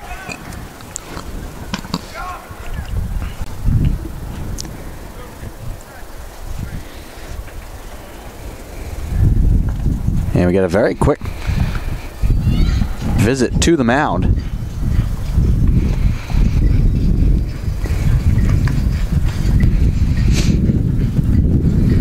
Wildcats do have plenty of action in the pen.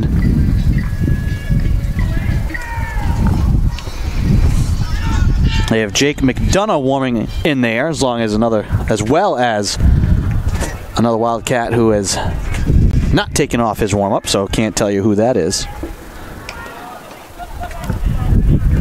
So DePatie, see how long he goes here.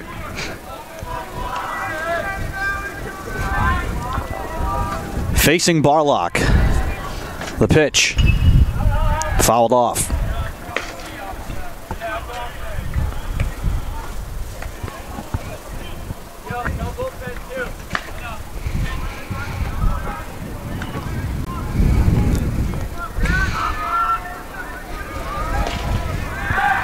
They'll check over on D'Amato.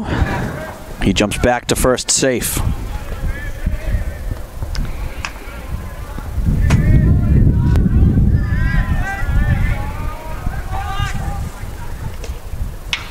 Barlock hammers this one in the air and right at the fence. The catch is made by Lloyd. Now batting, number 9, Michael DeFusco. An opportune time for the wind to die out there if you're the Seahawks. That one right at the fence. Yeah, great piece there by Barlock. Look, it was going to hit the top part of the fence, if not caught by the left fielder.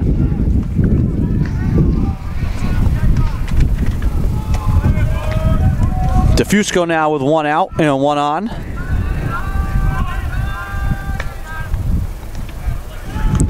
Breaking ball there from DePatie is in for a strike. Count 0-1.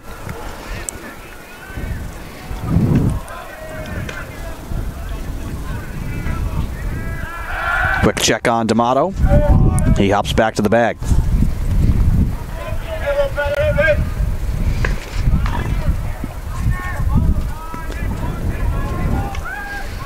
I'll check on him again.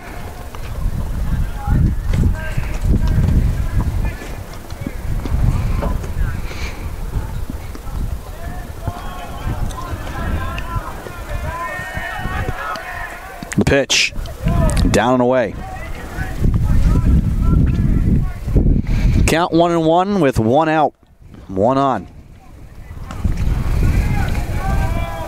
Seahawks trailing 5-1. Wildcats scored 3 times in the third, twice in the fourth. This one way outside again from DePatie.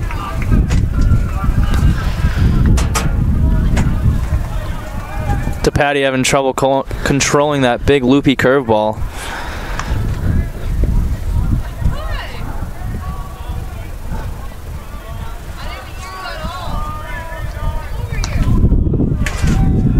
That one misses up high.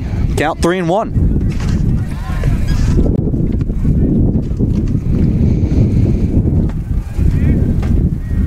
Already one walk this inning. This one hit on the ground, gathered at second. Easy toss over to first for one, and there's 2 away. Now batting, number 10, Madden Ward. So D'Amato now at second, but 2 outs. Back to the top of the order for Madden Ward. D'Amato's speed, keeping the opportunity of a double play out of question there. He's able to slide into second. In scoring position now, too, for Ward.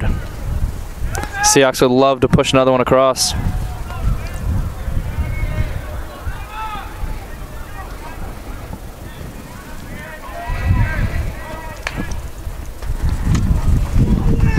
This one down low.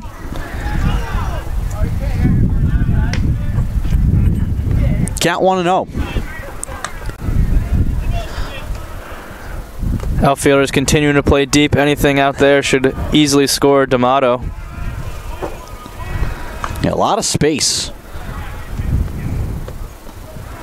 If you get anything over the head of the infielders, it's going to be a long time for somebody to run. Yeah, I usually don't think of Brother Reynolds as being a huge ballpark, but Johnson & Wales outfielders making it so.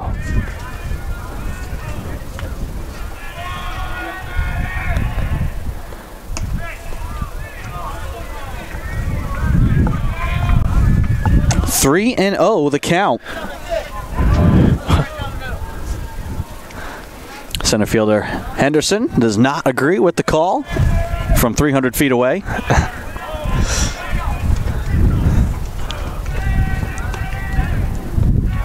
Here comes the 3-0. That one on the corner for a strike.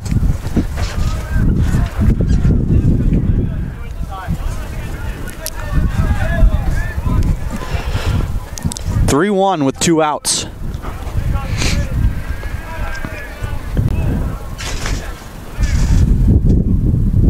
Breaking ball up high for a walk.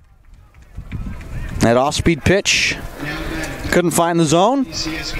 And Ciesco will bat with 2 on and 2 outs. Again, the Seahawks finally break through here with runners on and 2 outs. Another gathering at the mound. And I think we may be getting a pitching change, and we are. So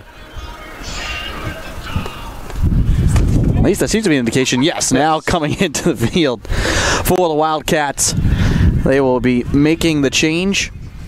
And it will be Jake McDonough coming on, so we will take a break while he comes to the mound. 5-1 Wildcats lead, but the Seahawks trying to tack on some more runs here. We'll be back.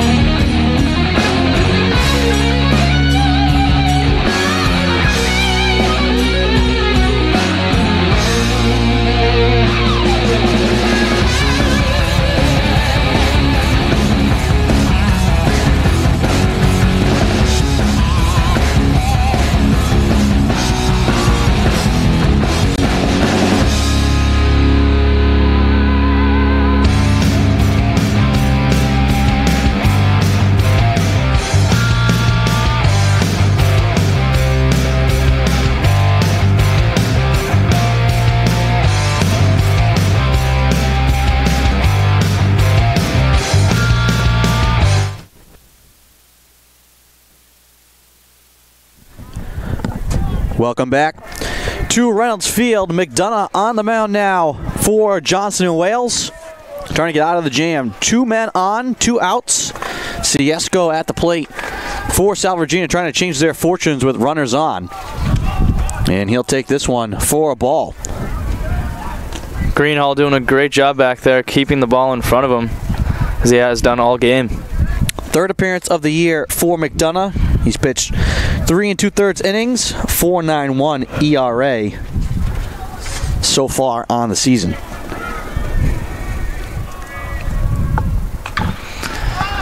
In the air, Henderson trying to find it, swirling in the wind, and he makes the grab. That ends the inning, so the Seahawks continue to struggle with runners on and 2 outs.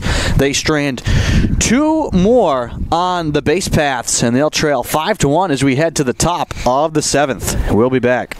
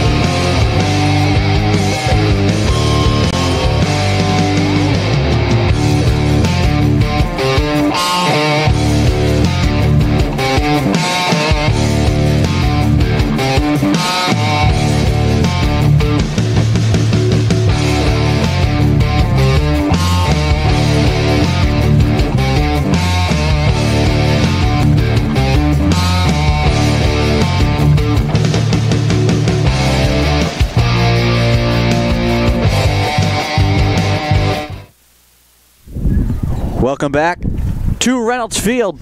Top of the 7th, O'Donnell still on the mound for Sal Regina. His first pitch skipped away from Dylan Ketch for a ball. Seahawks 1 for 13 in the game with runners on. 5 for 13 are the Wildcats, and that's been the difference so far. Seahawks have not been able to get the bats going with guys on bases. 1-1 count here to Deal. Make it 1-2.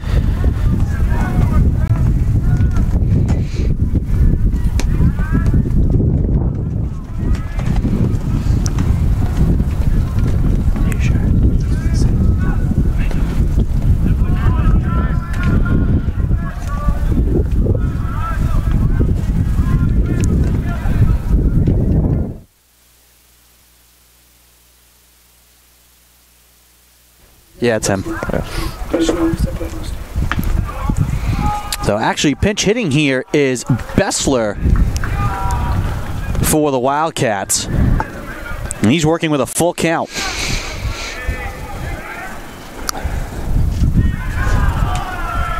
And he will take a walk.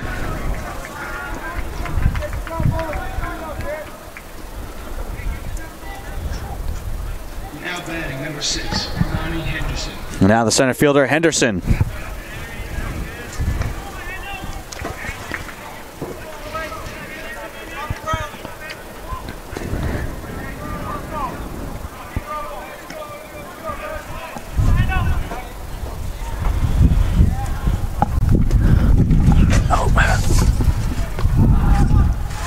Pitch in there for strike. 0-1 the count. So Bessler replaces Deal as the DH.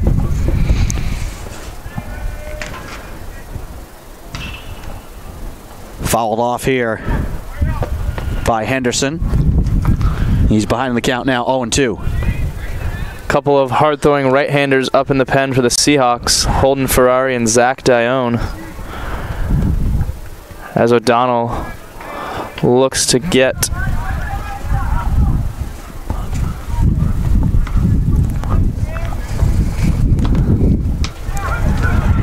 that one in there for a called strike. Henderson goes down looking. Number 19, Alex Domingos. Brings up Domingos with 1 out and 1 on. As the wind continues to howl here at Reynolds Field.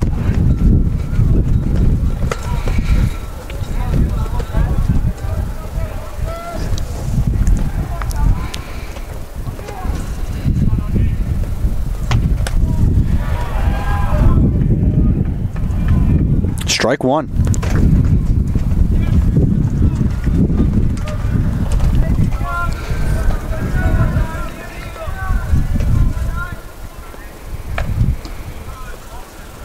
That time missing outside.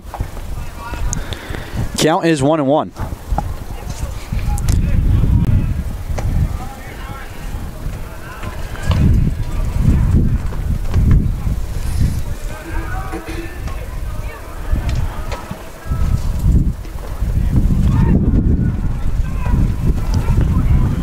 Two and 1 the count now.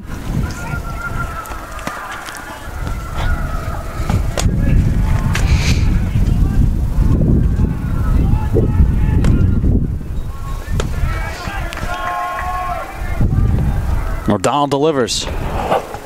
In the air. Barlock racing over, and it's over his head, and it hops to the fence.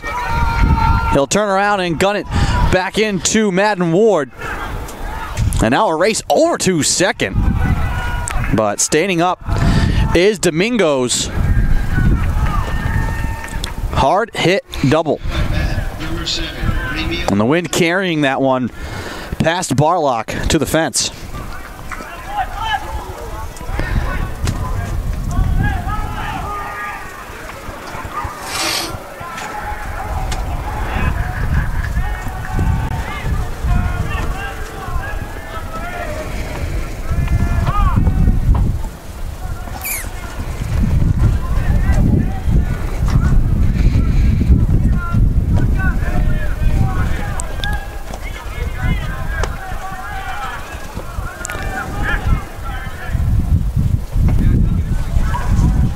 Strike one from O'Donnell to Rodriguez.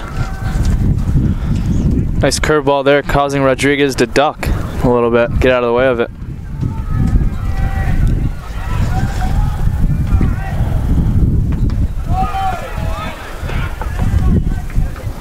Ball one.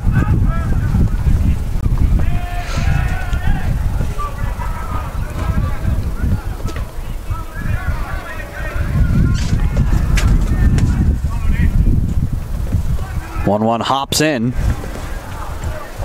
Count 2-1.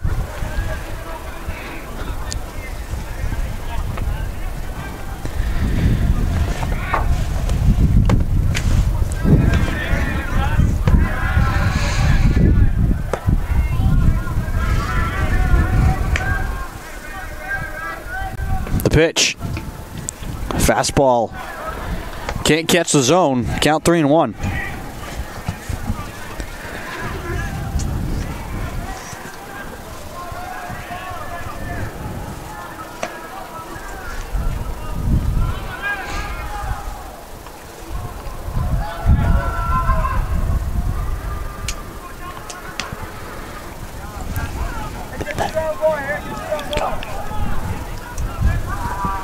Bases now loaded with one out, and Maracic will bat, and I think the Seahawks are going to make a pitching change here. Eric Sorella out to take the ball from O'Donnell. Looks to be Holden Ferrari coming into the game. Right-handed sophomore. And we will take a break while he comes to the mound. Bases loaded with one out for Johnson Wales, trying to add to their lead. We'll be right back.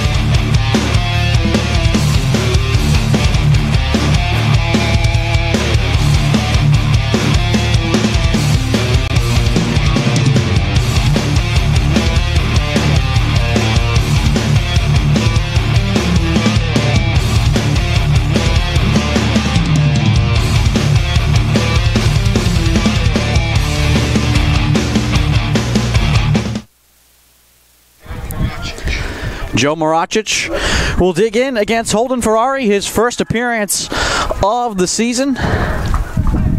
And he inherits quite a situation. One out and bases loaded. His first pitch followed off by Maracic.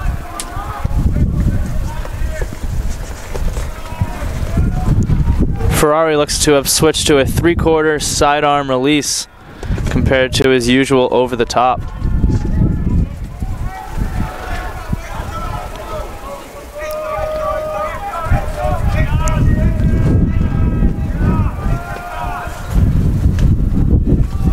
Delivers inside.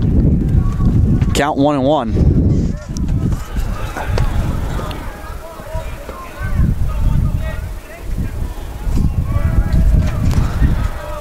1 for 3 is Maracic.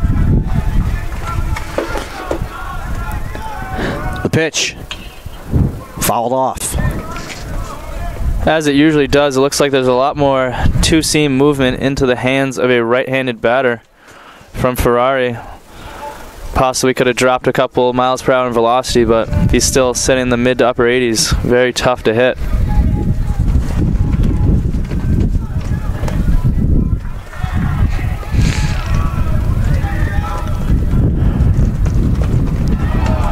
Cut on and missed.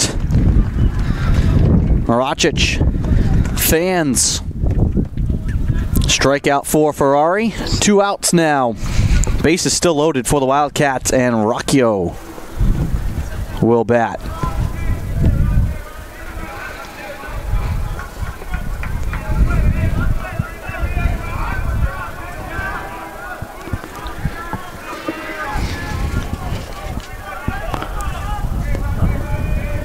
The pitch. And they'll say it grazed him. And that will bring in a run.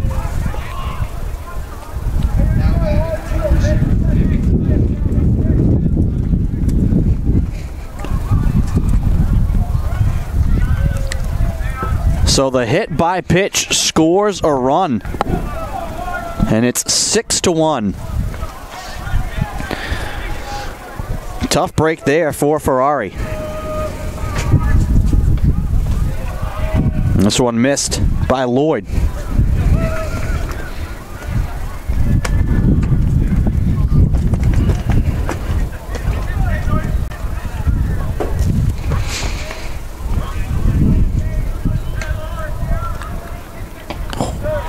He'll take strike 2.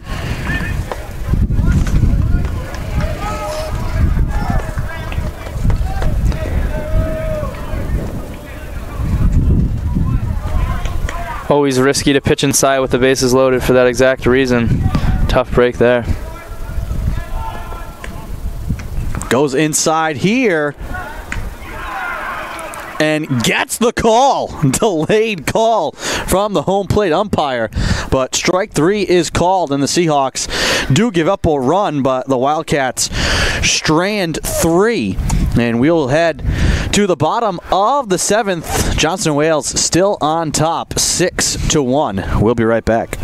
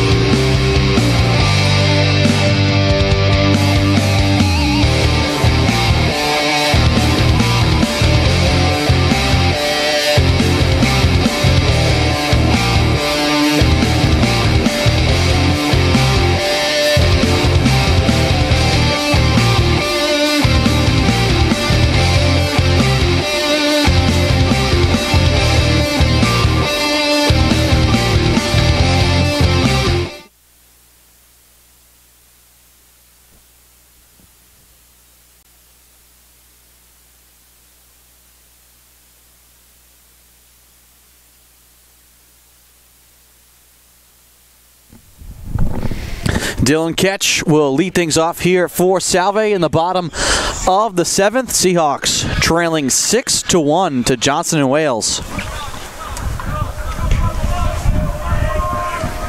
The bats have been cold here today for Salve.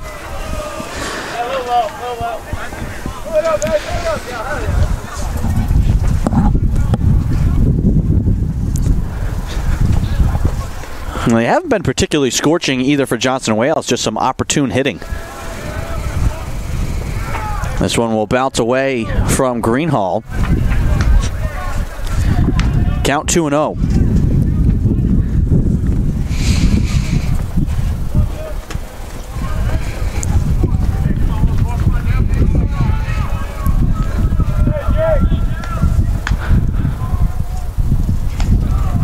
Low and away.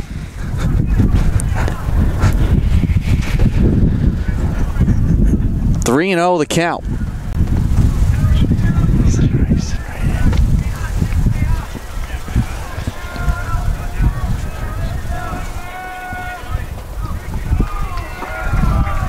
Greenhall can't frame that one. 4 straight balls offered from McDonough. And a leadoff walk for Dylan Ketch.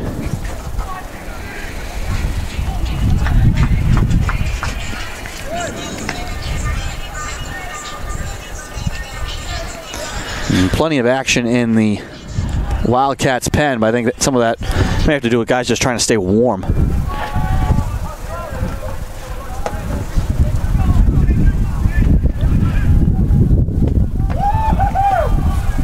Canoe.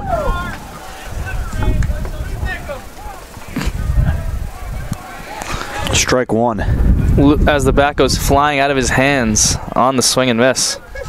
Good thing for the screen back there.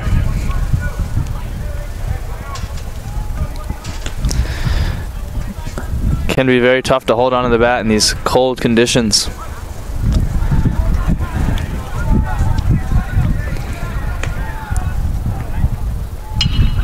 Hits this one over the head of the shortstop. It bounces to Henderson in center.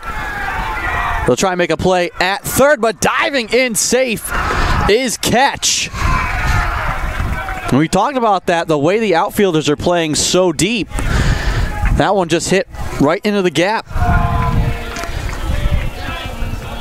Good job there by Ketch, realizing how deep they were playing with no hesitation, hitting second and going straight to third. No adjustments here by the outfielders. They continue to play very close to the fence.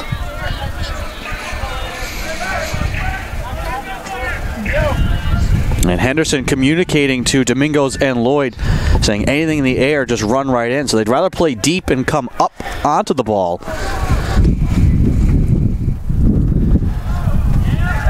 Not a bad strategy, as it is easier to come in than go back, but it can prove to be costly, as we just saw. And Graciel now gets hit by a pitch. His second hit by pitch of the game and as many pitches. Just wants to swing the bat. Yeah. Not given the chance. Looked like that one was a bouncer too. Probably didn't hurt too bad. He's been hit with a curveball and a one-hopper. The designated hit by pitch man.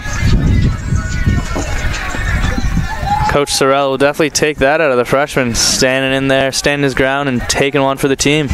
Here comes Justice Welch, again with a chance to try and get the Seahawks into this one. Welch's second opportunity of the game with the bases loaded. First one on the ground, gathered at first, and then just all sorts of indecision. Wildcats did not know where they wanted to go with the ball.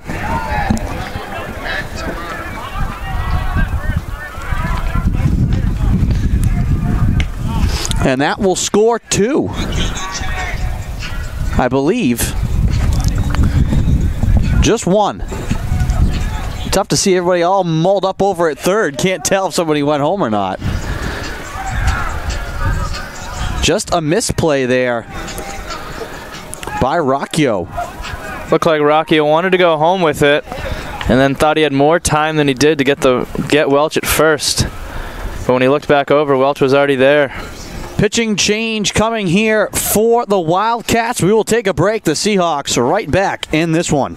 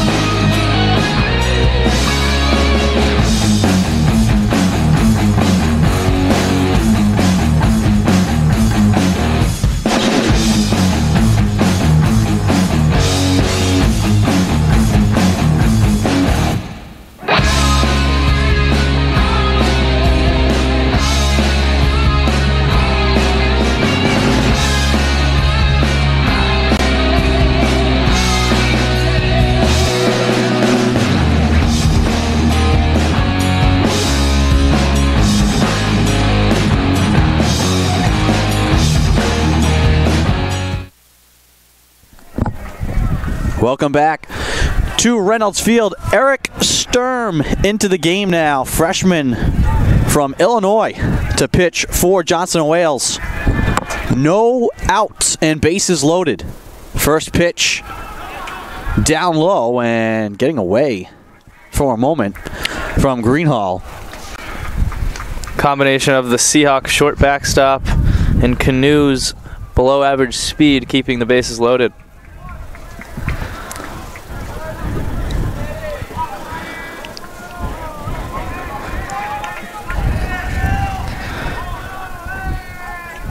Here's the pitch to D'Amato. That one bounces away again and coming in from third and scoring.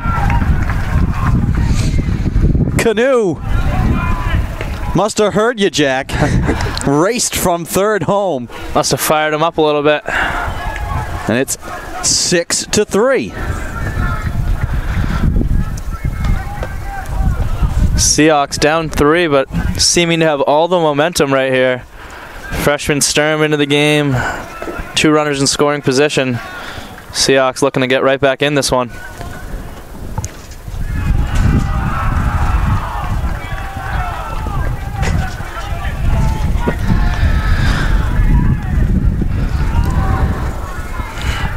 Six to 3, runners at first and second.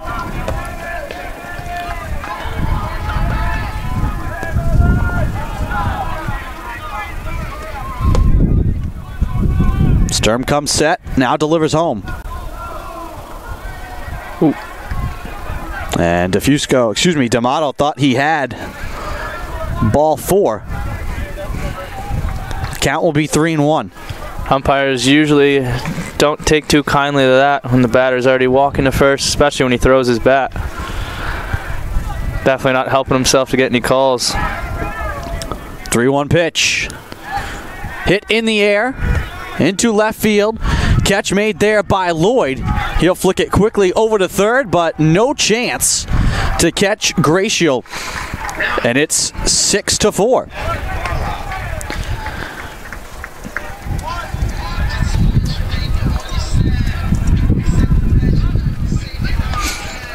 Good piece of hitting there by D'Amato.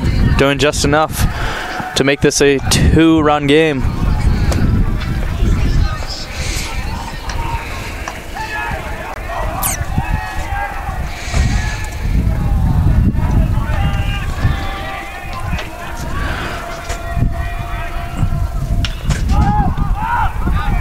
This one into right field now. Coming in and making the grab is Domingos. And they quickly get the ball back out to the infield to hold up Welch. Welch electing not to tag up there. Interesting decision. Looked like the right fielder was camped under it. Didn't really have much of a chance of dropping.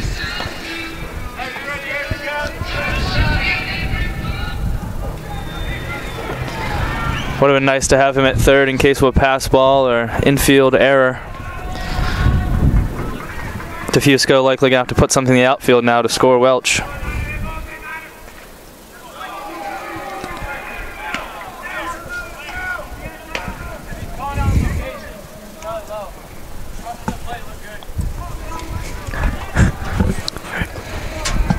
More commentary from Henderson in center field. Umpire Henderson out here.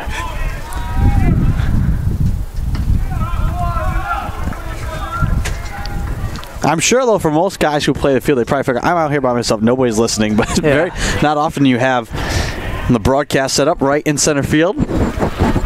So if you're playing center, you have an audience. It's almost like he's mic'd up. 2-0 pitch. 3-0 now, the count. Top of the order on deck here. Down 3-0 to Tefusco. The pitch. Strike one.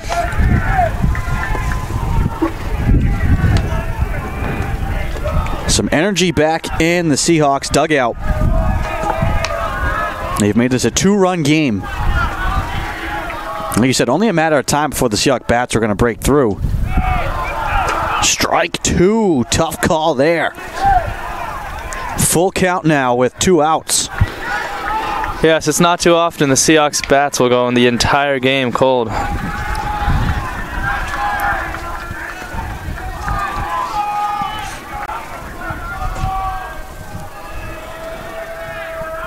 Full count pitch. This one ripped up the middle. Turning and coming in to score is Welch, and the Seahawks are within 1.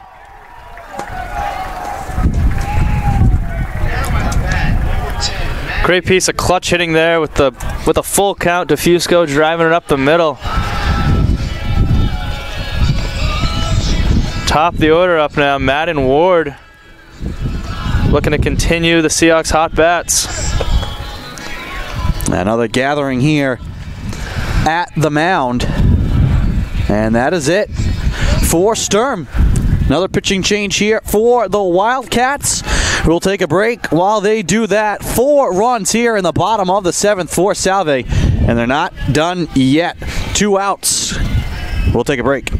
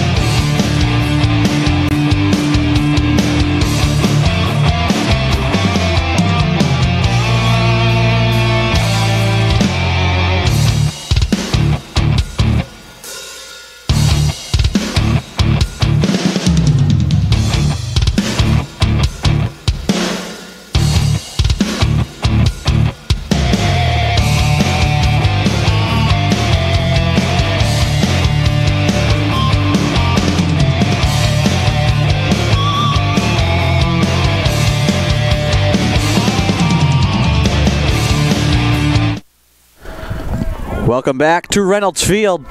Bottom of the 7th. The pitch from Klarberg. And meanwhile, DeFusco will steal second to put himself in scoring position. Looks like the Seahawks are trying to do a hit and run right after the pitching change. Swing and a miss, but Greenhall bobbled the ball behind the plate, allowing DeFusco to slide in safely.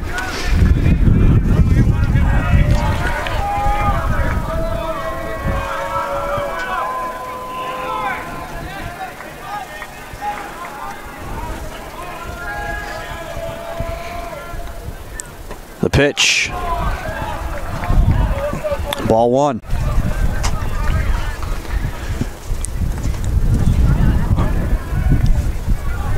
Two outs, 1 on.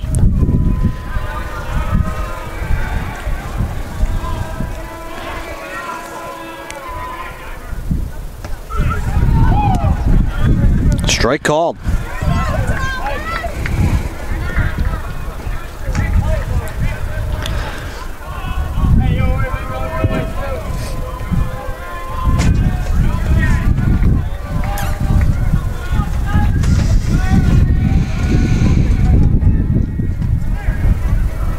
The pitch. This one lined into left field, and it's going to be fair. Coming home to score to tie the game is DeFusco. And then the ball gets away on the infield, throw over to second, and they got him. So the Seahawks tie the game, and then Ward kind of got caught trying to go to second. And the inning is over, but Salve ties the game at 6. We head to the top of the 8th here at Reynolds.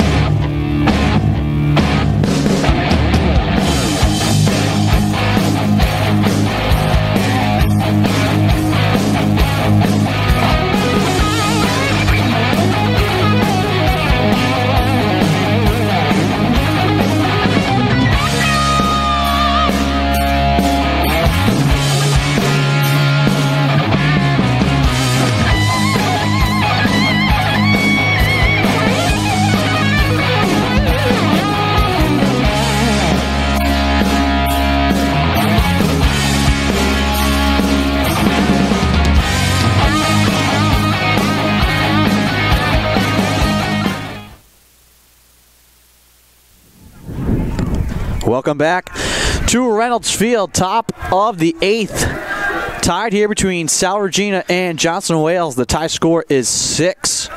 Andrew Pizzelli alongside Jack Betts bringing you the call. Seahawks with 5 runs in the bottom of that 7th, Jack. And finally the Seahawk bats just came alive with runners on where they hadn't been all game long.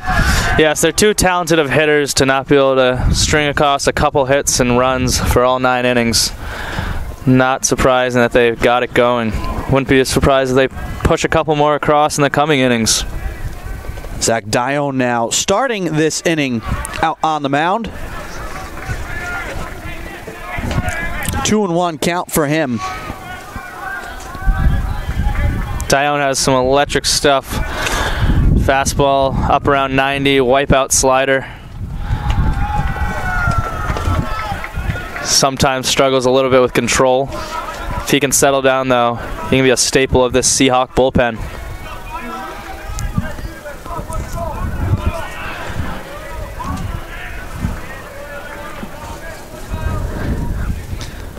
He'll deal here down low. And that'll be a walk for Greenhall to start the inning. Now batting, number 1, Rich Bordeaux.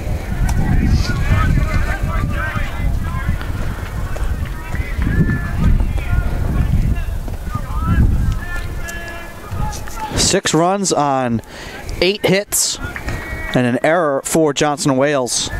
6 runs, 7 hits, and an error for Salve. Dion delivers here outside. Boudreau pulling back his bunt attempt. Watching that one for ball 1.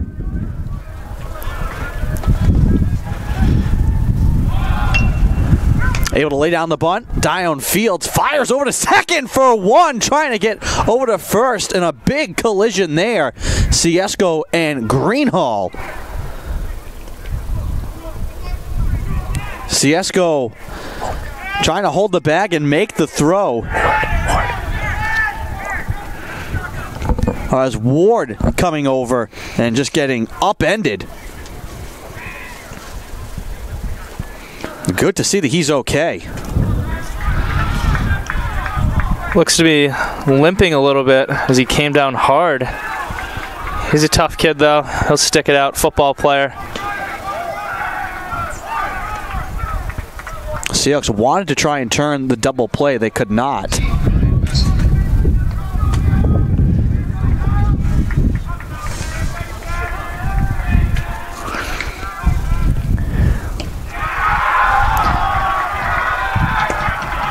Dion gets ahead of Bessler with a fastball for strike 1.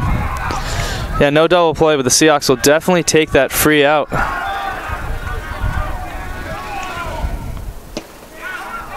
Fastball misses, count 1-1. And Ward seems to be moving well now over at short.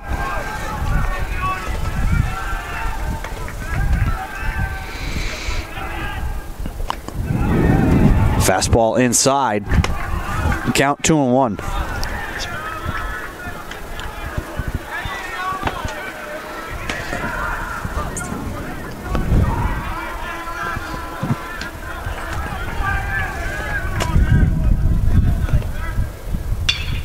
This one hit on the ground, and it'll sneak past Ward into left field for a base hit.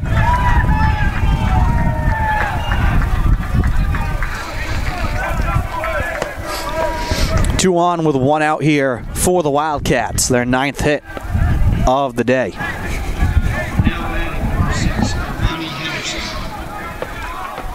And the center fielder, Henderson, will step to the plate.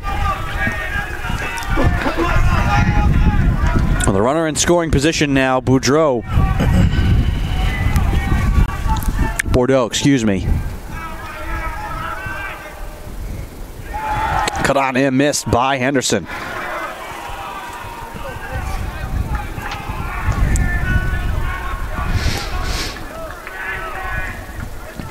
Henderson, usually a big swinger, having trouble laying off that slider in the dirt. Nice pitch there and call by the Seahawks.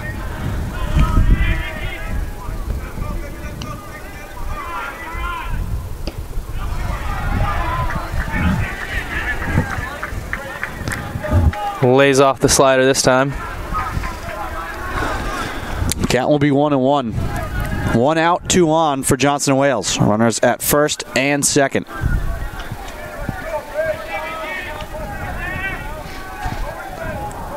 The pitch. Hit him.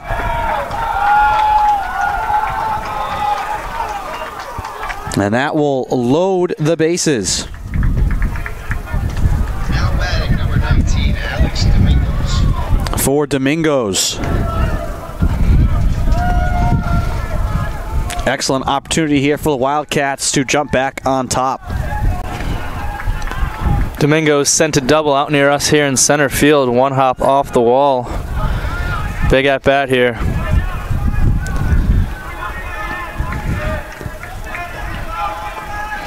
Barlock a little shallow in center field for the power Domingos has, as well as D'Amato and right.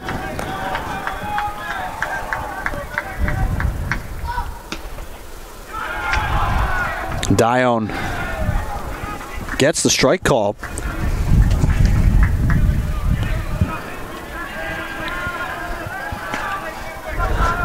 Oh, 1 count here to Domingos. The pitch.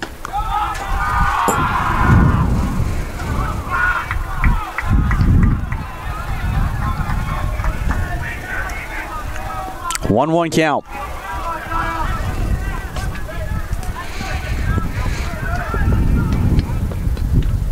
That one down and in. Count 2-1.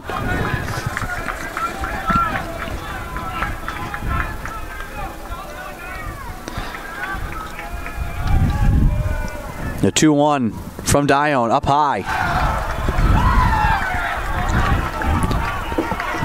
In danger of walking in the go-ahead run here for the Wildcats.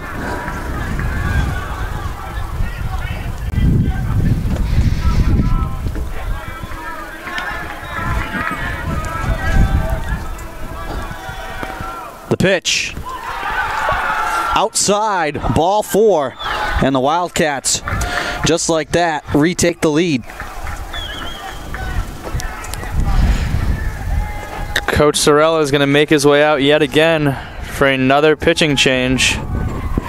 Seahawks trail the Wildcats 7-6. 1 out and bases loaded. We will take a break.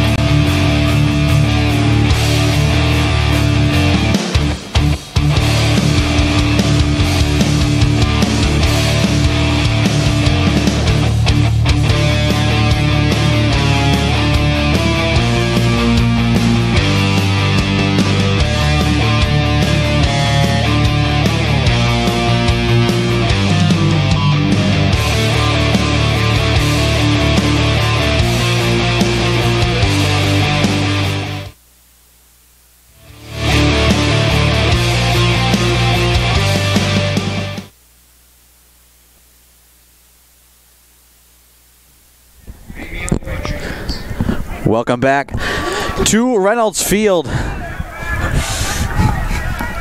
Top of the 8th. Johnson Wales now leading 7-6. Strike here from Simon, the new pitcher for Salve Regina.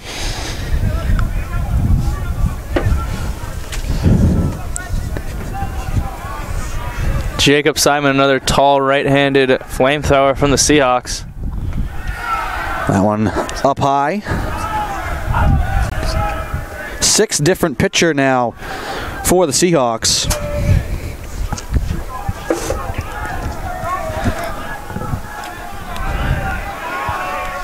Both starters, Riveros and Cutler, looked very sharp in the first 2 innings. Looked like we were in for a game that was just going to breeze right by, and then both hit the skids. 1-2 count here with 1 out. Bases loaded for Johnson & Wales. The pitch. Fouled off.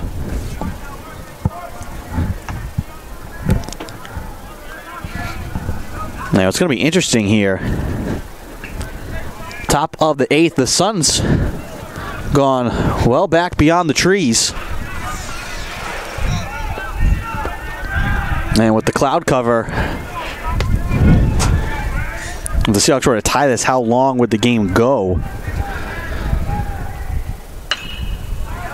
Knocked in the air and fouled once again. So, darkness could definitely be a threat here in this one.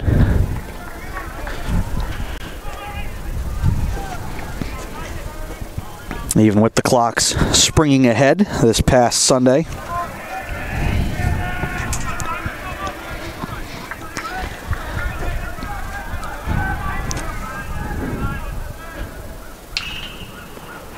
Fouled off once again. Seems as the game has went on, the wind has died down a little bit more. A little bit warmer out here.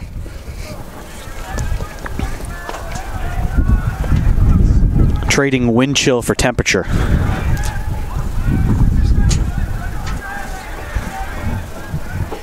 One-two count. 3 straight pitches. Rodriguez has fouled off. And he'll go down.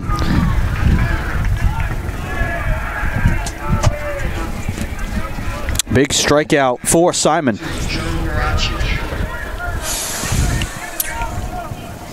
2 outs, bases loaded.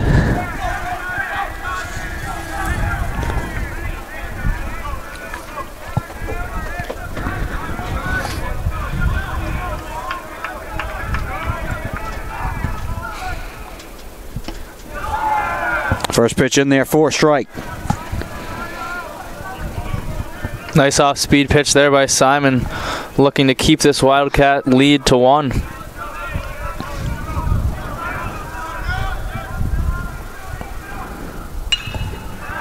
That one knocked in the air, foul.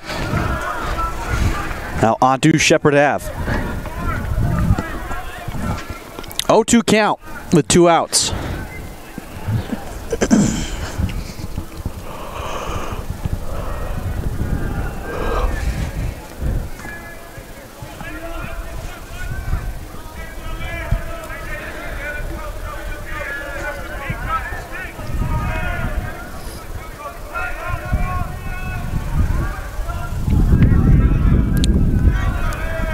Simon delivers the 0-2 up high.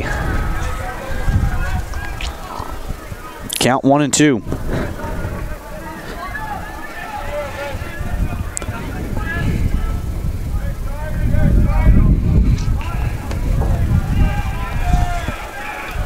Wildcats looking to push a few more across as the Seahawks' heart of the order is due up. Ciesco 2-3-4. Looking for a little insurance. The 1-2 from Simon. Up high, count 2-2.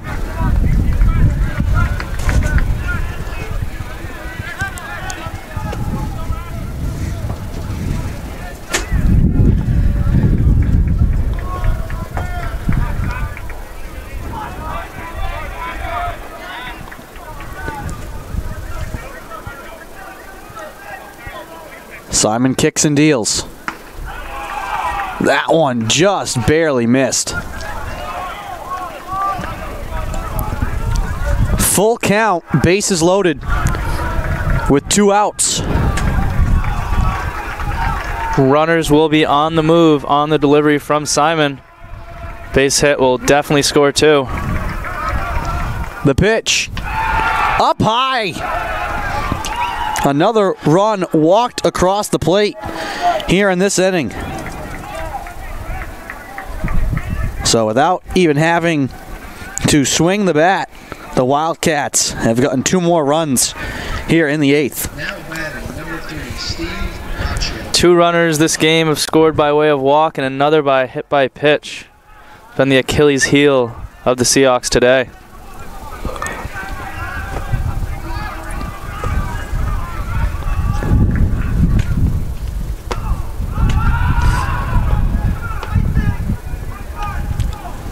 That ball got away from catch. Good job there by Simon, quickly getting to home plate, preventing the runner from third to come home.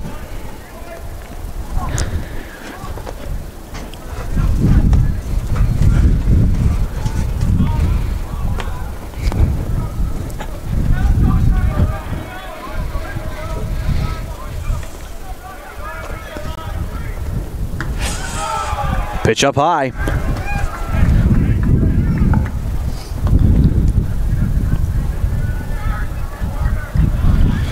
Coming into the game with the bases loaded can really get in the pitcher's head, forcing them to throw strikes, start to tighten up, get a little nervous.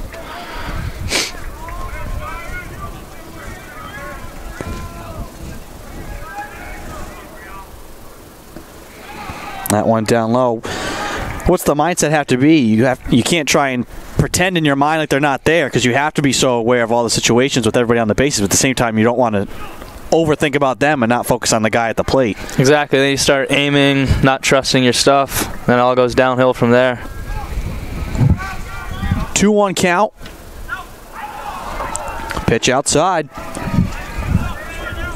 3-1. Seahawks in danger of walking in the third run of this inning. Wildcats lead is already back up to 2. Seahawks with no one warming in the pen, trusting Simon to get out of this. And he delivers a strike. 3-2, 2 outs yet again. Runners will be on the move on the delivery.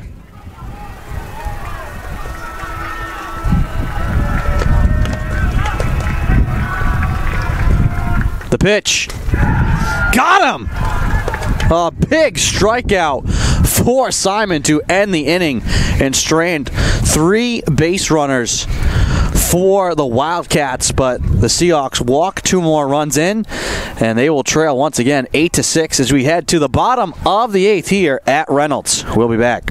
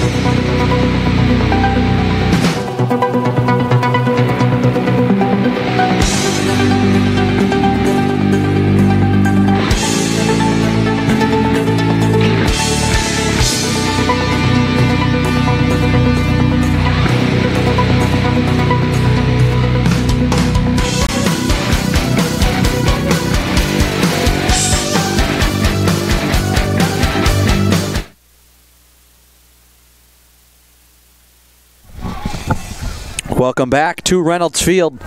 Andrew Pizzelli and Jack Betts bringing you the call. Siesko will lead off the inning for Sal Regina. He'll take a ball.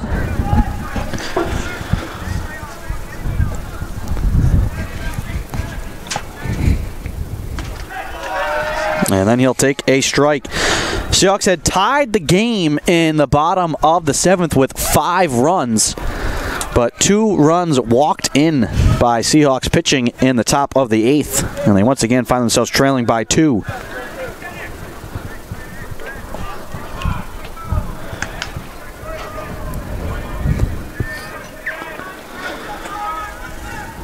The pitch.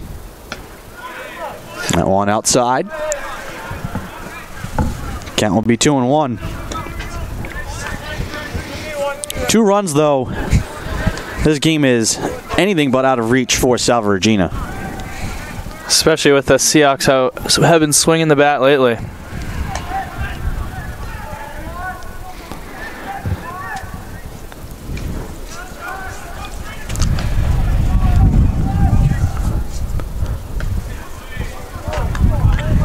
Ball outside.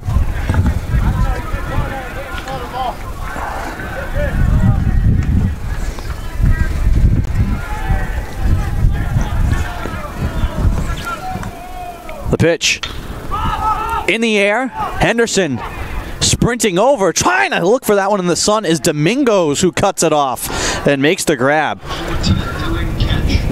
Setting sun right in his eyes. That's a big time grab for the right fielder. An inning earlier that could have been problematic, but it looks like the sun has just dipped behind those trees in left field, helping out Domingos. And Dylan Ketch will bat now with 1 out and no one on.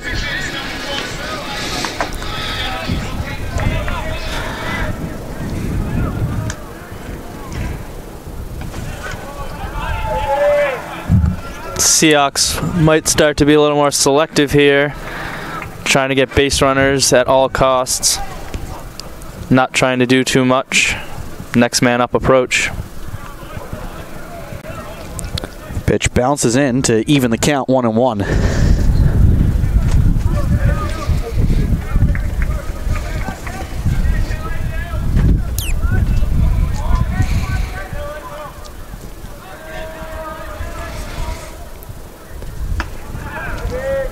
That one outside.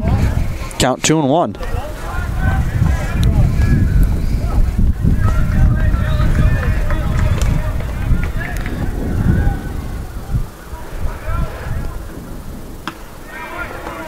That one outside as well. Count 3-1 to Ketch. We are pretty far away out here in center, but it looks like the home plate umpire has been pretty consistent with a smaller zone.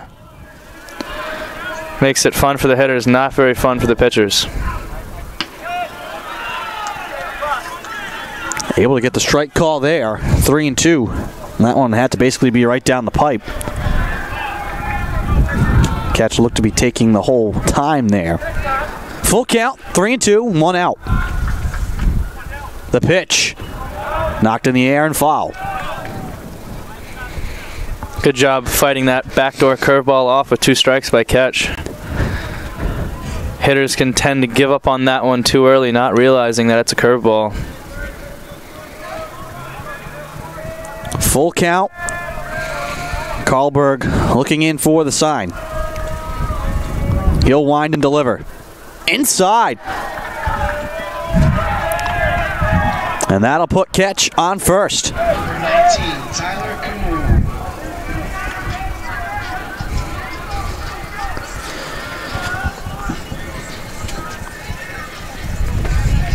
Canoe will bat now with 1 out and 1 on.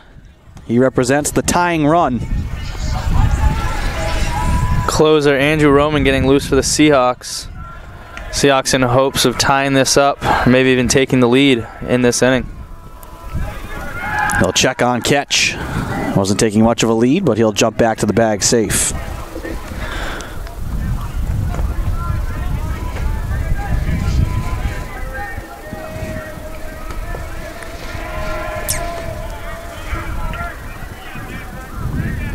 The pitch.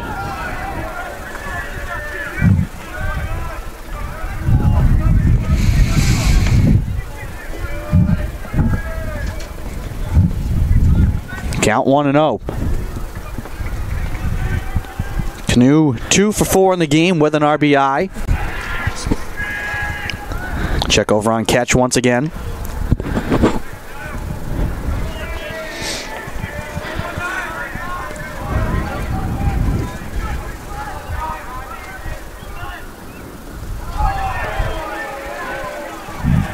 That one too low.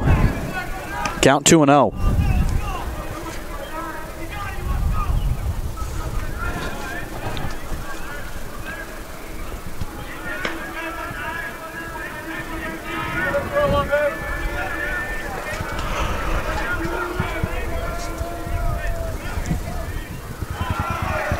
Canoe will just watch that one bounce away. 3-0 the count.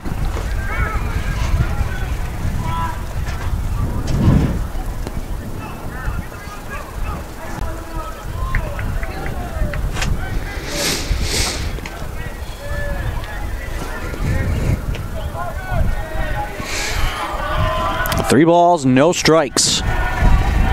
The pitch. In there for a strike. Expected Canoe to be taking that one the whole way.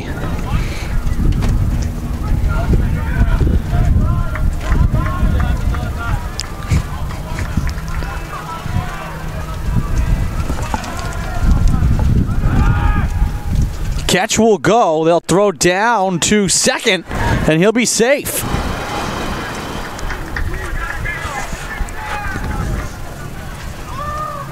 Stolen base for Dylan Ketch.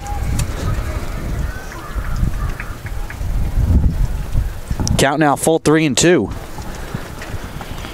As it begins to rain here at Reynolds Field with no clouds overhead.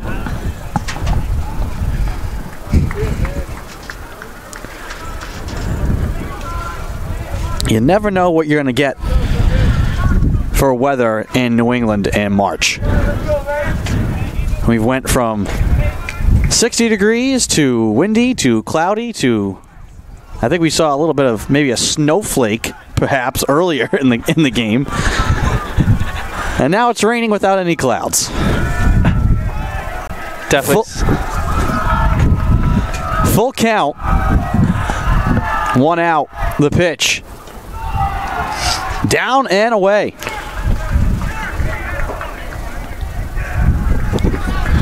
Now batting number 13, Ryan Gratial. Gratial to bat now with 2 on and 1 out. And he'll represent the go-ahead run. See if Gratial's able to take the bat off his shoulder. He's seen 2 pitches. Both of them have hit him. First pitch. Skips away. Bounces away from the catcher, and that'll advance both runners. Tying run Canoe now at second base. Big spot here for the freshman, Ryan Gratial. Outfielders continuing to play very deep, even though the tying run is on second base.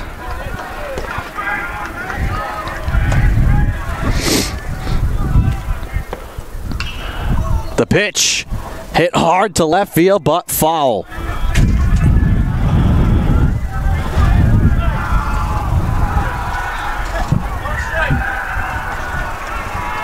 One and one the count.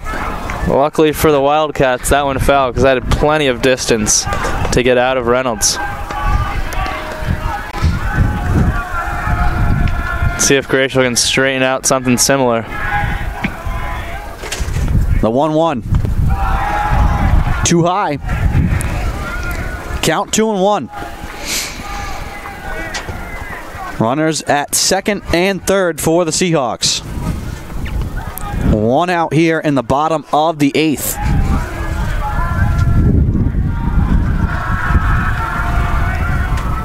The pitch. Ball 3.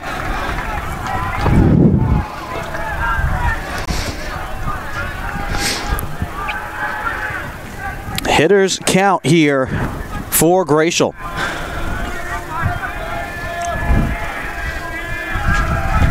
Klarberg looks in for the sign and delivers the 3-1. In there for a strike. Klarberg yet to throw a fastball since that long foul ball by Gratial. See if he goes at him here with a full count. 3 balls, 2 strikes. Seahawks with 2 runners in scoring position.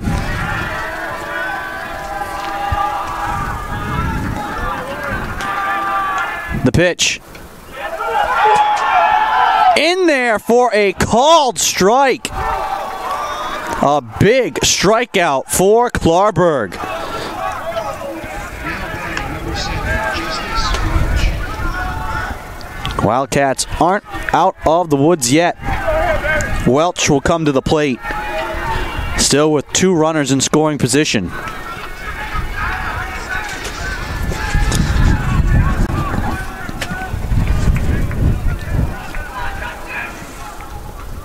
The pitch.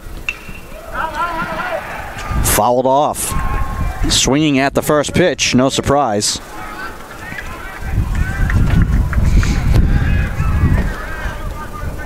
Like the aggressiveness there from Welch, as it looked like that curveball was hanging up right down the middle.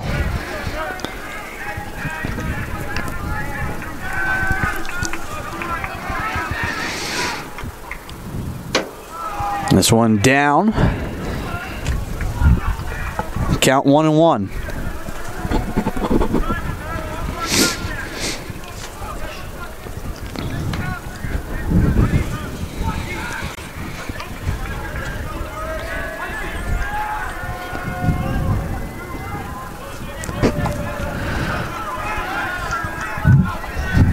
The 1-1. Looped into center field for a base hit. Coming around to score is Canoe, and the Seahawks have tied the game. 2-run base hit for Justice Welch. Now batting, number 1, Matt D'Amato. Justice Welch continues to stay hot as he brings in 2 runs to tie the game.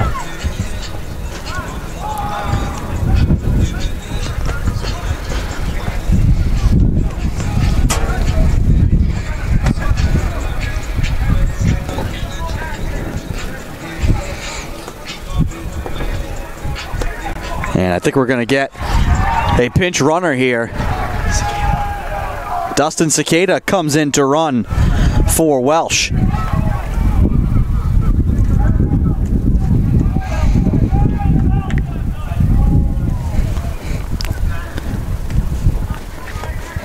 D'Amato at the plate.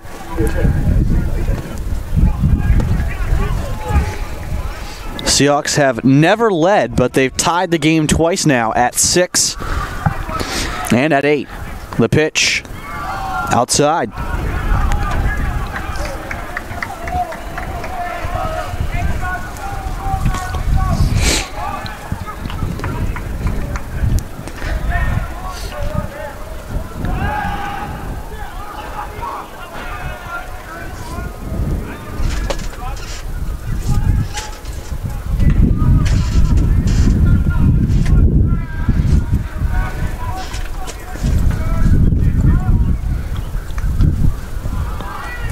Pitch inside. Count 2-0. Some speed on first now. Look for the Seahawks to try to get Dustin into scoring position before the end of this at-bat.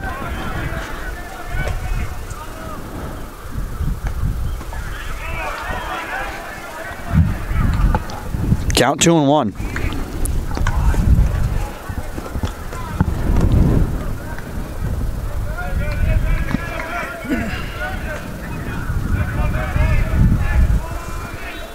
The pitch, down and away.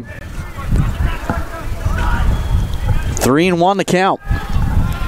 Cicada started and stopped on that last pitch. Let's see if he tries to steal again. 3-1 count to D'Amato.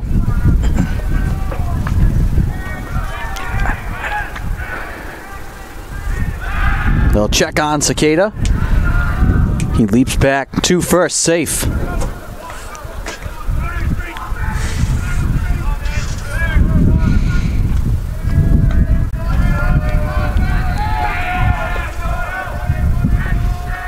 The 3-1 fouled off.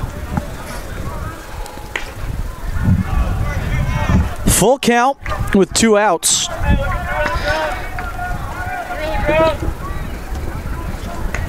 Cicada will be on the move yet again.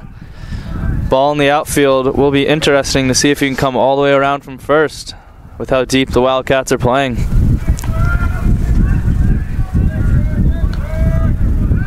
They'll check on him again. He's still safe.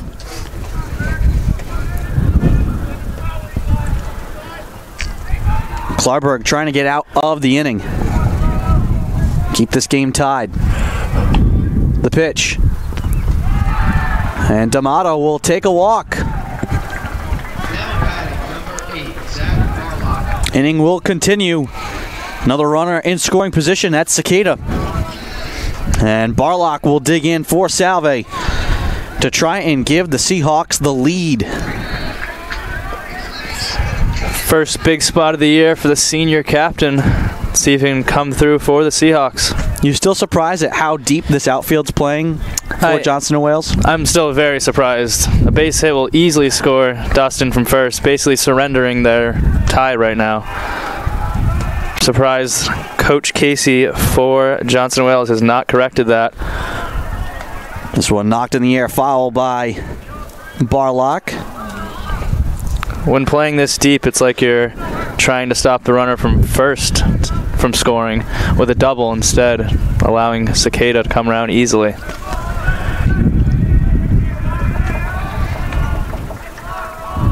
Oh, 1 count. The pitch. Fouled off again. 0-2 the count.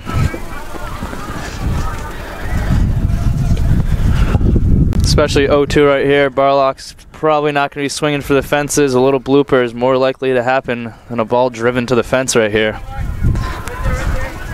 Runners at first and second. 2 outs. The pitch. Swing and a miss. Big strikeout for Klarberg. Gets Barlock to strike out swinging. And that ends the inning. The Seahawks strand 2, but they get 2, and we're tied at 8 as we head to the top of the 9th. We'll be back.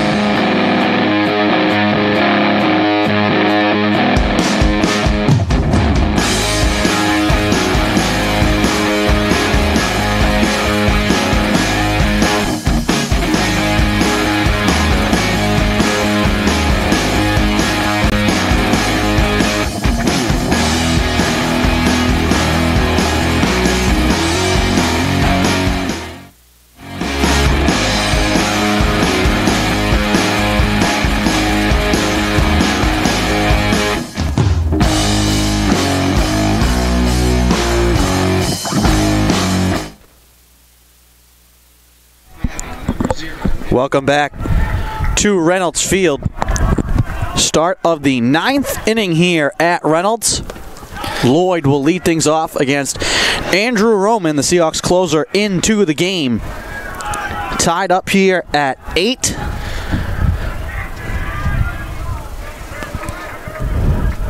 And with the sun having set and behind the clouds, it'll be interesting to see how long we go.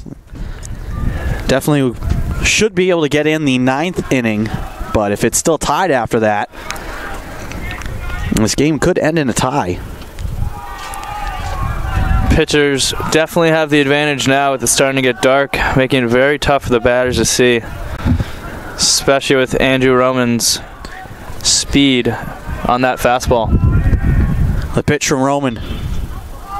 Hit in the air, shallow right field, and making the grab with the glove is Canu. Sprinting over right down the line. And that cannot be an easy catch to make in these conditions. Looks like Coach Sorella has instructed the players to get it right back to Roman, get right back up to the mound. Smart move there. After a nice play by Canu. Coach Sorella hoping to get out of this inning quick. Get the hitters. Yeah, having it being as light as possible for the hitters.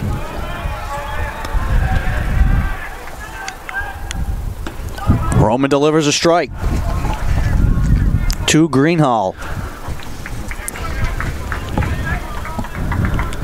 Going on a little over 3.5 hours since this game first pitch.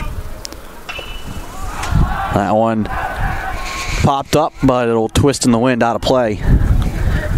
Count will be 0-2.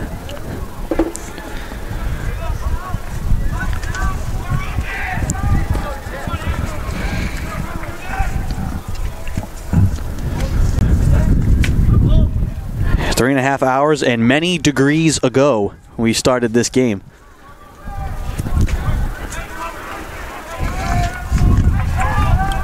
Roman kicks and deals. That one fanned on, dropped by catch, but he will easily gun over to first for the out.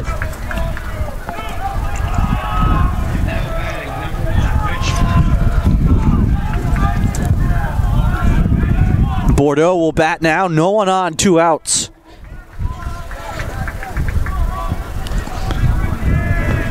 Seahawks trying to get through this inning quickly and get their bats up. Strike one from Roman. Want to avoid the rare baseball tie. Looks like the Seahawks bullpen has begun to go into the dugout, expecting this to be the last inning. This one popped up in the air to first, and the grab is made by Canu. Seahawks fielders just sprint to the dugout, and they will try and quickly go to work in the bottom of the 9th. We'll take a quick break. Game tied at 8. We'll be back.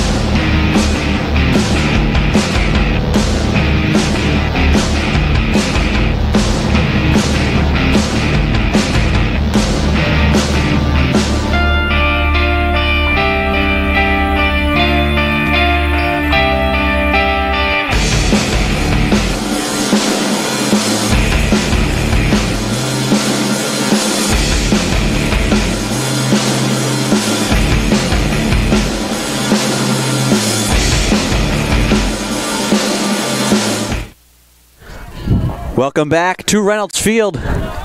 You're watching non-conference baseball action here on the Salve Athletics Network. Recap this one for you. The Wildcats took a 5-0 lead. They led 6-1, but the Seahawks have come back to tie things here. Bottom of the 9th inning. Game tied at 8. Mike DeFusco at the plate, and we expect that this would be the last inning of this game, given the light situation. Klarberg delivers.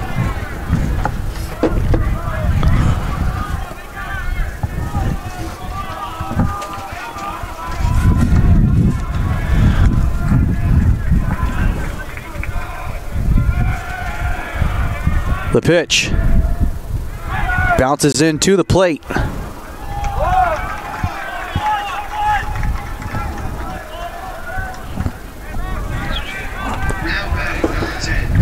Strikeout for DeFusco.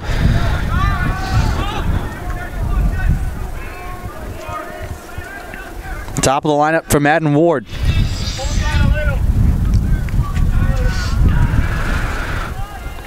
The pitch. Up high.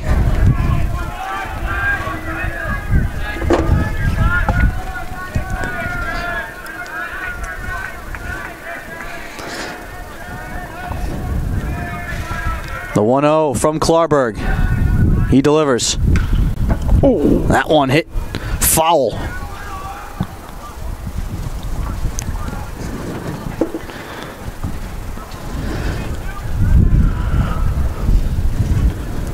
Ward definitely has the power to hit it over the fence here. Would be electric to see him in a walk-off home run. Send the Seahawk faithful who came to sit in this one home happy. I feel like they deserve it. The pitch hit to left field, bouncing to the wall, and it's just going to be a single.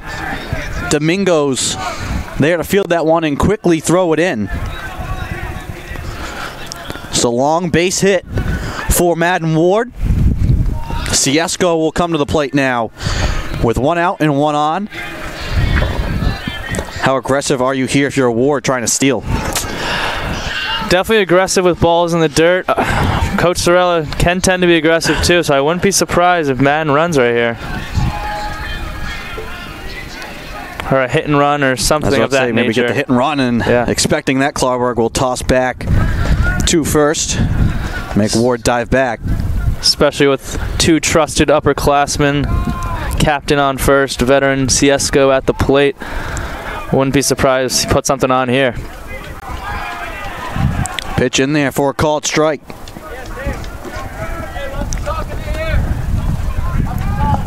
Oh, 0-1 the count.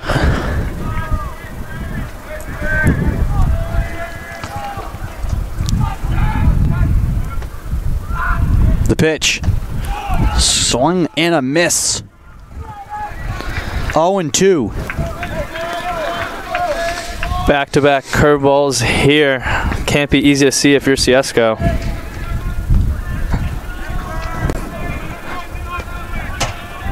They'll check on Ward. He leaps back, diving in the dirt, safe at first.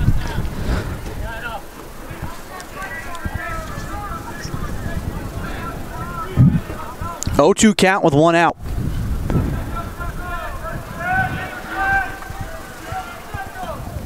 The pitch. In there for a strike.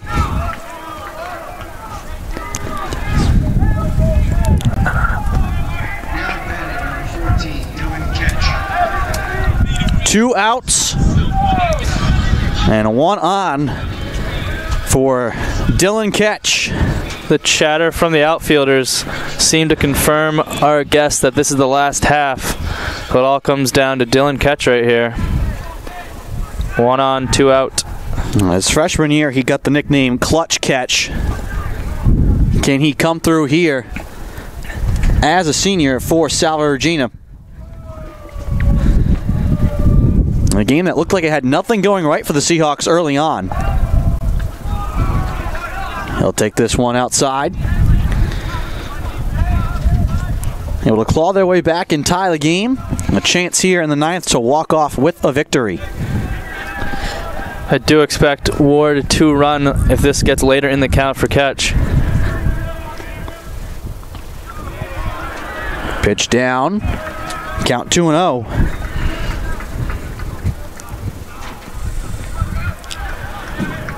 Klarberg staying away from catch.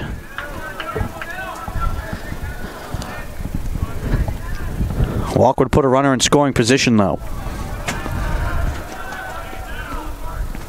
The pitch. On the ground, fielded at second. They'll toss over to second to get Madden Ward. And we'll have to see here. That ends the inning. We'll keep it here. And it would seem the indication is from both teams and the officials coming out onto the field that that is going to be the game. Both coaches gathering their players, and they're lining up to shake hands. So that'll do it here today from Reynolds. So kind of a bittersweet ending, but I guess if you're the Seahawks, you have to feel a bit better about this one to end in a tie after being down 6-1. Yeah, you can't be too upset with this performance. Early in the season, non-conference, saw some good, saw some bad. Definitely a lot of stuff the Seahawks can work on right before tomorrow's game and then their trip down to Florida. So your final here today at Reynolds, a tie between Johnson & Wales and Salve Regina. The Seahawks are still unbeaten on the year. They're now 3-0-1. Johnson & Wales is 3-3-1 on the season. As you said, up next, Salve Regina will play New England College tomorrow tomorrow afternoon at 3 p.m. before making their way down to Florida. I'd like to thank our entire staff and production crew. Grace Murphy has been your producer here tonight. Cameraman Brett McAllister. Jack Betts on color commentary. I am Andrew Pizzelli. Thank you for joining and listening, folks. Have a good night.